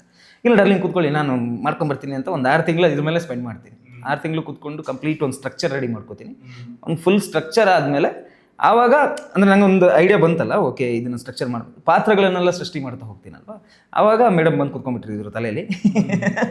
ಸೊ ಅಲ್ಲೇ ಈಗ ಚೇತು ಆಗಿ ಋತ್ವಿಕ್ ಅವರು ಕೂತಿದ್ರು, ಇಲ್ಲಿ ಚೈತ್ರ ಅನ್ನೋ ಕ್ಯಾರೆಕ್ಟರ್ ನಾನು ಚೈತ್ರ ಅಂತಲೇ ಹೆಸರು ಬರ್ಕೊಂಡಿದ್ದೆ, ಮೇಡಮ್ ಕ್ಯಾರೆಕ್ಟರ್ ಚೈತ್ರ ಅಂತಲೇ ಬರ್ಕೊಂಡು ಆ ಕ್ಯಾರೆಕ್ಟರ್ಗಳನ್ನ ಬರ್ಕೊಂಡು. ಸೊ ಒಂದು ಕಂಪ್ಲೀಟ್ ಸ್ಟ್ರಕ್ಚರ್ ಆದಮೇಲೆ ಮತ್ತೆ ಹೋಗಿ ಕತೆ ಹೇಳ್ತೀನಿ ಅವ್ರಿಗೆ. ಆ್ಯಂಡ್ ನಿಮ್ಮ ಫಿಲ್ಮೋಗ್ರಫಿಯಲ್ಲಿ ಸುಮಾರು ವೆರೈಟಿ ಆಫ್ ಫಿಲ್ಮ್ಸ್ನ ನೋಡ್ಕೊಂಬಂದ್ಬಿಟ್ಟಿದ್ವಿ. ಈಗ especially of course Saptasagara, ಟೋಬಿ, 3 BHK recently ಎಲ್ಲ ನೋಡ್ಕೊಂಬಂದಾಗ ಒಂದೊಂದರಿಂದನೂ ಒಂದೊಂದು ಅಡಾಪ್ಟಬಿಲಿಟಿ ಇರುತ್ತೆ, ಒಂದೊಂದರಿಂದನೂ ಒಂದೊಂದು ಟೇಕ್ ಅವೇ ಇರುತ್ತೆ. ಆ ಟೇಕ್ ಅವೇಸಲ್ಲಿ ಇವತ್ತಿಗೂ ರೆಸೊನೇಟ್ ಮಾಡೋದು ಯಾವ್ದಾದ್ರು ವಿಷಯ ಇದ್ರೆ, ದಟ್ಸ್ ಎ ಗುಡ್ ಲರ್ನಿಂಗ್ ಅಂತ ನಿಮ್ಗೆ ಅನ್ಸಿರೋದು, ಇಲ್ಲ ಟೇಕ್ ಅವೇ ಅಂತ ಅನ್ಸಿರೋದು ಯಾವುದು? ಟೇಕ್ ಅವೇ ಆ್ಯಕ್ಚುಲಿ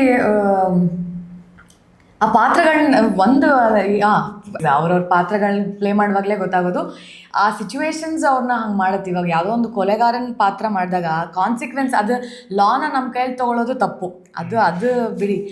ಬಟ್ ಅದ್ರದ್ದು ನಾವು ಕಾನ್ಸಿಕ್ವೆನ್ಸಸ್ನ ನಾವು ಅನುಭವಿಸ್ತೀವಿ ನಾವು ಆ ಥರದ್ದೆಲ್ಲ ತಪ್ಪು ಮಾಡಿದಾಗ. ಬಟ್ ಆ ಮನಸ್ಥಿತಿ ಇದೆಯಲ್ಲ, ಆ ಮನುಷ್ಯಂಗೆ ಆ ಪಾಯಿಂಟಲ್ಲಿ ಯಾಕೆ ಹಂಗೆ ಅನ್ನಿಸ್ತು ಅನ್ನೋದಿದೆಯಲ್ಲ, ಅದು ನಾವು ಈಸಿಯಾಗಿ ಹೇಳಕ್ಕೆ ಸಾಧ್ಯನೇ ಇಲ್ಲ. ಏನೇನು ಆಗಿರುತ್ತೆ, ಏನೇನು ಮಾಡುತ್ತೆ, ಆ ಮನುಷ್ಯನ ಒಂದು ಪಾಯಿಂಟಿಗೆ ಯಾಕೆ ಹಂಗೆ ತಳ್ತು ಆ್ಯಂಡ್ ಹೆಂಗೆ ಅವರು ಸ್ಥಿಮಿತ ಕಳ್ಕೊಂಡು ಒಂದು ಡಿಸಿಷನಿಗೆ ಬರ್ತಾರೆ, ಅದೆಲ್ಲವೂ ಆ ಮನುಷ್ಯನಿಗೆ ಮಾತ್ರ ಗೊತ್ತು. ಸೊ ಆ ಒಂದು ಪಾತ್ರಗಳನ್ನ ಪ್ಲೇ ಮಾಡಬೇಕಾದ್ರೆ ಮಾತ್ರ ಇದಾಯಿತು ಅದರಿಂದ ನಾನು ಇದನ್ನು ಮಾಡಿದೆ, ಈ ಪಾತ್ರವಾಗಿ ಇದನ್ನು ಮಾಡ್ತಾ ಇದ್ದೀನಿ ಅಂತ ಅನಿಸುತ್ತಲ್ಲ, ಆಗ ನಮ್ಗೆ ಹೊರಗಡೆಯಿಂದ ಏನು ಅನ್ಸ್ಬೇಕು ಅಂದರೆ ನಾವು ಯಾರನ್ನೂ ಅಷ್ಟು ಈಸಿಯಾಗಿ ಜಡ್ಜ್ ಮಾಡಬಾರ್ದು ಅನ್ನೋದು. ಸೊ ಪ್ರತಿ ರೋಲ್ ಪ್ಲೇ ಮಾಡಿದಾಗಲೂ ಅದೇ ನನ್ನ ತಲೆಯಲ್ಲಿ ಹೊಡೋದು. ಅವ್ರಿಗೇನು ಕಷ್ಟ ಇರುತ್ತೋ ಸುಮ್ಮನೆ ನಾವು ಯಾಕೆ ಅನ್ಕೊಳ್ಳೋದು, ಅವ್ರಿಗೇನು ಕಷ್ಟ ಇರುತ್ತೋ ಸುಮ್ಮನೆ ನಾವು ಯಾಕೆ ಏನೋ ಒಂದು ಹೇಳೋದು ಅನ್ನೋದನ್ನೇ ನಾನು ರಿಯಲ್ ಲೈಫಲ್ಲಿ ಅಡಾಪ್ಟ್ ಮಾಡ್ಕೊಳ್ಳೋದು ಒಂದು ವಿಷಯ. ಟೆಕ್ನಿಕಲ್ ಡಿಫರೆನ್ಸಸ್ ಏನಿಸ್ತು working in both Kannada and Tamil? It's the same language ಅನ್ನೋದು ಬಂದುಬಿಟ್ರೆ ಎಲ್ಲನೂ ಸೇಮ್. ಅಂದರೆ ಅವ್ರಿಗೆ ಇವಾಗ ಹೆಂಗೆ ಅಲ್ಲಿನ ಆರ್ಟಿಸ್ಟ್ ಇಲ್ಲಿ ಬಂದಾಗ ಅವ್ರು ರೆಸ್ಪೆಕ್ಟ್ಫುಲ್ ಆಗಿ ನಡೆಸ್ಕೊಳ್ತಾರೋ ನಮಗೂ ಅಷ್ಟೇ ರೆಸ್ಪೆಕ್ಟ್ ಕೊಟ್ಟು ಅಲ್ಲಿ ನಡೆಸ್ಕೊಳ್ತಾರೆ. ನಮ್ಮ ಕೆಲಸಗಳನ್ನ ನೋಡಿ ಅದನ್ನು ಅಪ್ರಿಷಿಯೇಟ್ ಮಾಡೋರು, ಏನು ನಾನು ಮೀಟ್ ಮಾಡಿರೋ ಎಲ್ಲ ಟೆಕ್ನಿಷಿಯನ್ಸು ನಾವು ನಮ್ಮ ಸಪ್ತಸಾಗರ ಬಗ್ಗೆ ಮಾತಾಡಿದ್ದಾರೆ, ಟೋಬಿ ಬಗ್ಗೆ ಮಾತಾಡಿದ್ದಾರೆ. ಆ್ಯಂಡ್ ಈಗ ನಮ್ಮ ಕನ್ನಡದಲ್ಲಿ ಬರ್ತಿರೋ ಎಷ್ಟೊಂದು ಸಿನಿಮಾಗಳ ಬಗ್ಗೆ ಮಾತಾಡ್ತಾರೆ. ಆ ಸಿನಿಮಾ KGF ಸಖತ್ತಾಗಿತ್ತು, ಇದು ಚೆನ್ನಾಗಿತ್ತು, ಆ ಥರ ಅಂತೆಲ್ಲ ಹೇಳುವಾಗ ಸೊ ಅವ್ರು ನಮ್ಮ ಸಿನಿಮಾಗಳನ್ನ ನೋಡ್ತಾರೆ ಅನ್ನೋದು ಒಂದರ್ಥ. ಬಟ್ ಟೆಕ್ನಿಕಲಿ ಎಲ್ಲರೂ ಅಷ್ಟೇ ಪ್ಯಾಷನೇಟ್ ಆಗಿ ಎಲ್ಲರೂ ಏನೋ ಕೆಲಸ ಮಾಡ್ತಾರೆ. ಭಾಷೆ ಒಂದೇ. ನನಗೆ ಇಲ್ಲಿ ನನ್ನ ಮಾತೃಭಾಷೆ ಆಗಿರೋದ್ರಿಂದ ಅಷ್ಟು ಯೋಚನೆ ಮಾಡಿ ಒಂದು ಎನರ್ಜಿ ನನ್ನ ಭಾಷೆಗೆ ಹಾಕುವ ಅಗತ್ಯ ಇಲ್ಲಿಲ್ಲ. ಅಲ್ಲಿ ಅದು ಒಂದು ಆ್ಯಡ್ ಆಗುತ್ತೆ. ಸೊ ನಾನು ಆ್ಯಕ್ಟ್ ಮಾಡಬೇಕಾದ್ರೆ ಲೈನ್ಸ್ ಕೂಡ ನೆನ್ಪು ಮಾಡ್ಕೊತಾ ಇರಬೇಕು, ಜೊತೆಗೆ ಅದನ್ನ ನೆನ್ಪು ಮಾಡ್ಕೊಳ್ತಾ ಇದ್ದೀನಿ ಅಂತ ಮುಖದ ಮೇಲೆ ತೋರಿಸ್ಬಾರ್ದು ಅನ್ನೋ ಟಾಸ್ಕ್ ಯಾವಾಗಲೂ ಇರುತ್ತೆ. ಇಲ್ಲಿ ಅದು ನಮ್ಮ ಮಾತೃಭಾಷೆ ಆಗಿರೋದ್ರಿಂದ ಇಲ್ಲ. ಇಷ್ಟೊಂದು ಹೈ ಎನರ್ಜಿ ಇದ್ರೆ ಅವ್ರು ಫುಲ್ ಸೈಲೆಂಟ್ ಭಾಷೆ ಅವರೆಲ್ಲ ಹೇಳೋದು ಒಂದು ಸ್ವಲ್ಪ ತಮಿಳ್ ಕಲ್ತ್ಕೊಳ್ಳಿ ನೋಡಿ ಹೆಂಗೆ ಮಾತಾಡ್ತಾರೆ ಅಂತ. ಬಟ್ ಗೊತ್ತಿರೋ ತಮಿಳಲ್ಲೇ ಬಿಟ್ಟಿಲ್ಲ ನಾನು ಅಲ್ಲೆಲ್ಲ ಇಂಟರ್ವ್ಯೂಸಲ್ಲೂ ಮಾತಾಡುವಾಗ ಗೊತ್ತಿರೋದ್ರಲ್ಲೇ ಮಾತಾಡ್ತಿದ್ದ ನಾನು ಅಂದ್ಕೊಂಡಲ್ಲ. But it's nice. ಅಂದರೆ ನನ್ನ ಎನರ್ಜಿ ಅದು ಪರ್ಸನಾಲಿಟಿ ನನಗೆ ಚೇಂಜ್ ಆಗೋಕ್ಕೆ ಇಷ್ಟ ಇಲ್ಲ. ನಾನು ಯಾರೋ ಏನೋ ಅಂದ್ಕೊಳ್ತಾರೆ ಅನ್ನೋ ಕಾರಣಕ್ಕೆ ನನ್ನನ್ನು ಚೇಂಜ್ ಮಾಡಿಕೊಂಡ್ರೆ ನಾನು ಇಷ್ಟ ಆಗಲ್ಲ. ನನಗೆ basically I am very selfish that way. ನಾನು ಖುಷಿಯಾಗಿದ್ರೆ ತಾನೇ ಬೇರೆಯವರಿಗೆ ನನ್ನ ಹ್ಯಾಪಿನೆಸ್ ಅದು ರೇಡಿಯೇಟ್ ಆಗೋದು. ಸೊ ನಾನು I make sure that I am that person. And I think ನಾನು ಏನಾಗಿದ್ದೀನೋ ಅದು ನನ್ನ ಎನರ್ಜಿ ಇಷ್ಟ ಆಗೋರಿಗೆ ನನಗೆ ಖಂಡಿತವಾಗ್ಲೂ ಇಷ್ಟ ಆಗ್ತೀನಿ ಅನ್ನೋದು ನನ್ನ ನಂಬಿಕೆ. ಸೊ ನನಗೆ ಇಲ್ಲಿ ಹೆಂಗಿದೀನೋ ಅಲ್ಲೂ ಹಾಗೇ ಇದ್ದೀನಿ. ಈಗ 100 ರೂಪಾಯಿ ಟೋಕನ್ ಅಡ್ವಾನ್ಸ್ ಕೊಟ್ರಿ, ಸ್ಕ್ರಿಪ್ಟು ರೆಡಿ ಆಯಿತು, ಸಿನಿಮಾನು ಮಾಡಿದ್ರಿ. ಸ್ಕ್ರಿಪ್ಟ್ ಕೇಳಿದ್ರಲ್ಲ, ಇವಾಗ ಸಿನಿಮಾ ನೋಡಿರ್ತೀರ ಅಫ್ಕೋರ್ಸ್ ಡಬ್ಬಿಂಗ್ ಎಲ್ಲ ಆದಮೇಲೆ ಸ್ಕ್ರಿಪ್ಟ್ ಟು ಸ್ಕ್ರೀನ್ ಟ್ರಾನ್ಸಿಷನ್ ಹಿಂಗಾಗಿದೆ, ತುಂಬ ಸ್ಯಾಟಿಸ್ಫೈಡ್ ಆಗಿದ್ದೀರಾ ಆ ವಿಷಯದಲ್ಲಿ? ತುಂಬ ಖುಷಿಯಿದ್ದೀನಿ ನಾನು. ಅಂದರೆ ನನಗೆ ಫುಲ್ ಸಿನಿಮಾ ನೋಡಿದಾಗ ನಂಗೆ ಅನಿಸಿದ್ದು, ಇವ್ರು ಫಸ್ಟ್ ನಂಗೆ ಕತೆ ಹೇಳಿದಾಗ ನಾನು ಶೆಟ್ರಿಗೆ ಕತೆ ಹೇಳಿದ್ದೆ, ಶೆಟ್ರೆ ನೀವೇನು ನಂಗೆ ಕತೆ ಹೇಳಿದ್ದೀರಾ ಇದನ್ನು ನನಗೆ ಸ್ಕ್ರೀನ್ ಮೇಲೆ ನೀವು ತಂದು ಕೊಟ್ಟರೆ ನಾವು ಗೆದ್ವಿ ಅಂತ ಅರ್ಥ ಅಂತ ಹೇಳಿದ್ದು ಅವ್ರಿಗೆ. ಸೊ ನಾನು ಫಸ್ಟ್ ಟೈಮ್ ಸಿನಿಮಾ ನೋಡಿದಾಗಲೂ ಅವ್ರಿಗೆ ಅದನ್ನೇ ಹೇಳಿದ್ದು, ನನಗೇನು ಕತೆ ಹೇಳಿ ಒಪ್ಪಿಸಿದ್ರಿ ಆ ಕತೆ ಕರೆಕ್ಟಾಗಿ ಹಾಗೆ ತೋರಿಸಿದ್ರೆ ತುಂಬ ಖುಷಿಯಾಗಿದ್ದೀನಿ ಅಂತ. ಅದು ನನಗೆ ತುಂಬ ಸ್ಯಾಟಿಸ್ಫ್ಯಾಕ್ಷನ್ ಇದೆ. ನಾನು ನೋಡಿಲ್ಲ, ವೆರಿ ಎಕ್ಸೈಟೆಡ್. ಬಟ್ ನಾವು ಇವಾಗಲೇ ತೋರಿಸಲ್ಲ, ನೋಡಿದವರು ಎಲ್ಲರೂ have spoken such good things about the film. So ನನಗೆ ಅದು ಎಕ್ಸೈಟ್ಮೆಂಟ್. ಓಕೆ, ನಮ್ಮ ಸಿನಿಮಾಗೆ ರಿಲೇಟ್ ಆಗ್ತಿರೋರು ಹೇಳಿದಾಗಲೇ ಆಕ್ಚುಲಿ ಜಾಸ್ತಿ ಖುಷಿ ಆಗೋದು. ಸೊ ಅದೆಲ್ಲ ಕೇಳ್ತಿರುವಾಗ ಒಂಥರ ಓಕೆ ಮಾಡಿದೀವಿ, ಚೆನ್ನಾಗಿ ಮಾಡಿದೀವಿ ಅನ್ಸುತ್ತೆ. ಆ್ಯಂಡ್ ನಿಮ್ಗಳ ಕನಸು ಅತಿ ಶೀಘ್ರವಾಗಿ ರಿಲೀಸ್ ಆಗ್ತದೆ. ಫೈನಲಿ ನಮ್ಮ ಆಡಿಯನ್ಸ್ಗೆ ಏನಾದ್ರು ಹೇಳೋದಾದ್ರೆ about Manavi, it's a time. ಅದೇ ಇದೆಲ್ಲ ಇರೋದೆ ಎಲ್ಲರ ಲೈಫಲ್ಲೂ ಇರುತ್ತೆ ಎಕ್ಸಾಕ್ಟ್ಲಿ. ಬಟ್ ಸಿನಿಮಾ ಖಂಡಿತ ಸಿನಿಮಾ ಆಗಿ ನೀವು ಥಿಯೇಟ್ರಿಗೆ ಬಂದು ಏನು ಟಿಕೆಟ್ ಪ್ರೈಸ್ ಕೊಟ್ಟು ಕೂತ್ಕೊಂಡು 2.5 ಗಂಟೆ ನೋಡ್ತೀರಾ, ನಿಮಗೆ ಅದು ವರ್ತ್. ಏನು ಹಣ ಅಥವಾ ಏನು ಟೈಮ್ ಅವರು ಸ್ಪೆಂಡ್ ಮಾಡ್ತಾರಲ್ಲ ಅದಕ್ಕೆ ವರ್ತ್ ಆಗಿರುತ್ತೆ. ಕಂಟೆಂಟ್ ಆಗಿರ್ಬೋದು, ಎವ್ರಿಥಿಂಗ್. ಸೊ ಬಂದರೆ ಒಂದು ಖಾಲಿ ಮನಸ್ಸಿನಿಂದ ಬಂದು ಸಿನಿಮಾ ಕೂತ್ಕೊಂಡು ಹೋಗಬೇಕಾದ್ರೆ ಒಂದಿಷ್ಟು ವಿಷಯಗಳನ್ನ ಎದೆಯಲ್ಲಿ ತುಂಬಿಕೊಂಡು, ಒಂದಿಷ್ಟು ಪಾತ್ರಗಳನ್ನ ಎದೆಯಲ್ಲಿ ತುಂಬಿಕೊಂಡು ಅದನ್ನೇ ಮೆಲುಕು ಹಾಕ್ತಾನೆ ಒಂದು 2-3 ದಿವಸ ಕಳೆಯುವಂಥ ಒಂದು ಕಥೆ. ಸೊ ಎಲ್ರಿಗೂ ಇಷ್ಟ ಆಗೇ ಆಗುತ್ತೆ. ಸೊ ಬನ್ನಿ, ಥಿಯೇಟ್ರಿಗೆ ಬನ್ನಿ, ಥಿಯೇಟ್ರಲ್ಲಿ ಸಿನಿಮಾ ನೋಡಬೇಕು ಅಷ್ಟೇ. ನಾವೆಲ್ಲರೂ ಇಷ್ಟಪಟ್ಟು ತುಂಬ ಚೆನ್ನಾಗಿ ಮೂಡ್ ಬಂದಿದೆ ಈಗ ಮಾಡುವಂಥ ನಾವೆಲ್ಲರೂ ಮಾಡಿರುವಂಥ ಎಫರ್ಟ್, ಹಾಕಿರುವಂಥ ಎಫರ್ಟ್ ಎಲ್ಲವೂ ಕಾಣಿಸ್ತಾ ಇದೆ ಅಲ್ಲಿ ತುಂಬ ಚೆನ್ನಾಗಿ. ಟ್ರೇಲರ್ ನೋಡಿದರೆ ನಿಮಗೂ ಅದು ಕಾಣಿಸುತ್ತೆ, ಒಂದು ತುಣುಕು ಕಾಣಿಸುತ್ತೆ ಅಂತ ನಾವು ನಂಬಿದ್ದೀವಿ. ಸೊ ಟ್ರೇಲರ್ ನೋಡಿ ನಿಮ್ಗೆ ಇಷ್ಟ ಆದರೆ ದಯವಿಟ್ಟು ಥಿಯೇಟರಿಗೆ ಬನ್ನಿ. ಆ್ಯಂಡ್ ಅದಕ್ಕಿಂತ ಡಬಲ್ ಖುಷಿ ಆ್ಯಂಡ್ ಎಂಟರ್ಟೈನ್ಮೆಂಟ್ ನಿಮಗೆ ಸಿಗುತ್ತೆ. ಆ್ಯಂಡ್ ನಮ್ಮ ಡೈರೆಕ್ಟರ್ ಹೇಳ್ದಂಗೆ ಥಿಯೇಟ್ರಿಂದ ಹೊರಗೆ ಹೋಗಬೇಕಾದ್ರೆ ಎಲ್ಲ ಪಾತ್ರವನ್ನು, ನಮ್ಮ ಕಥೆಯನ್ನು ನಿಮ್ಮ ಎದೆಯಲ್ಲಿ ತೊಗೊಂಡು ಹೋಗ್ತೀರಾ. ಆ್ಯಂಡ್ ಇನ್ನೂ ಒಂದು 10 ಜನಕ್ಕೆ ಹೇಳ್ತೀರಾ, ನೋಡಿ ಚೆನ್ನಾಗಿತ್ತು ಈ ಸಿನಿಮಾ ನೋಡಿದ್ವಿ, ನೀವು ನೋಡಿ ಅಂತ ಹೇಳ್ತೀರಾ ಅನ್ನೋ ಕಾನ್ಫಿಡೆನ್ಸ್ ನಮಗಿದೆ. ಸೊ ನವೆಂಬರ್ 21ನೇ ತಾರೀಕು ದಯವಿಟ್ಟು ಬನ್ನಿ, ನಮ್ಮೆಲ್ಲರ ಜೊತೆ ಸಿನಿಮಾ ನೋಡಿ. ಅದಾದ್ಮೇಲೆ ಇನ್ನೂ ಒಂದಷ್ಟು ಜನಕ್ಕೆ ನೀವೇ ತಿಳಿಸ್ತೀರಾ ಅಂತ. ನಿಮಗೆ ಒಂದು 2.5 ಅವರ್ ಕಂಪ್ಲೀಟ್ ಪ್ಯಾಕೇಜ್ ಇರುತ್ತೆ. ಎಮೋಷನಲ್ ಅಂದರೆ ಎಕ್ಸ್ಟ್ರೀಮ್ ಲೆವೆಲ್ ಎಮೋಷನ್ ಇರುತ್ತೆ. ಫೈಟ್ಸು ಅದ್ಭುತವಾಗಿದೆ, ಲವ್ ಹಂಗಿದೆ, ಕಂಟೆಂಟ್ ತುಂಬ ಸ್ಟ್ರಾಂಗ್ ಆಗಿದೆ.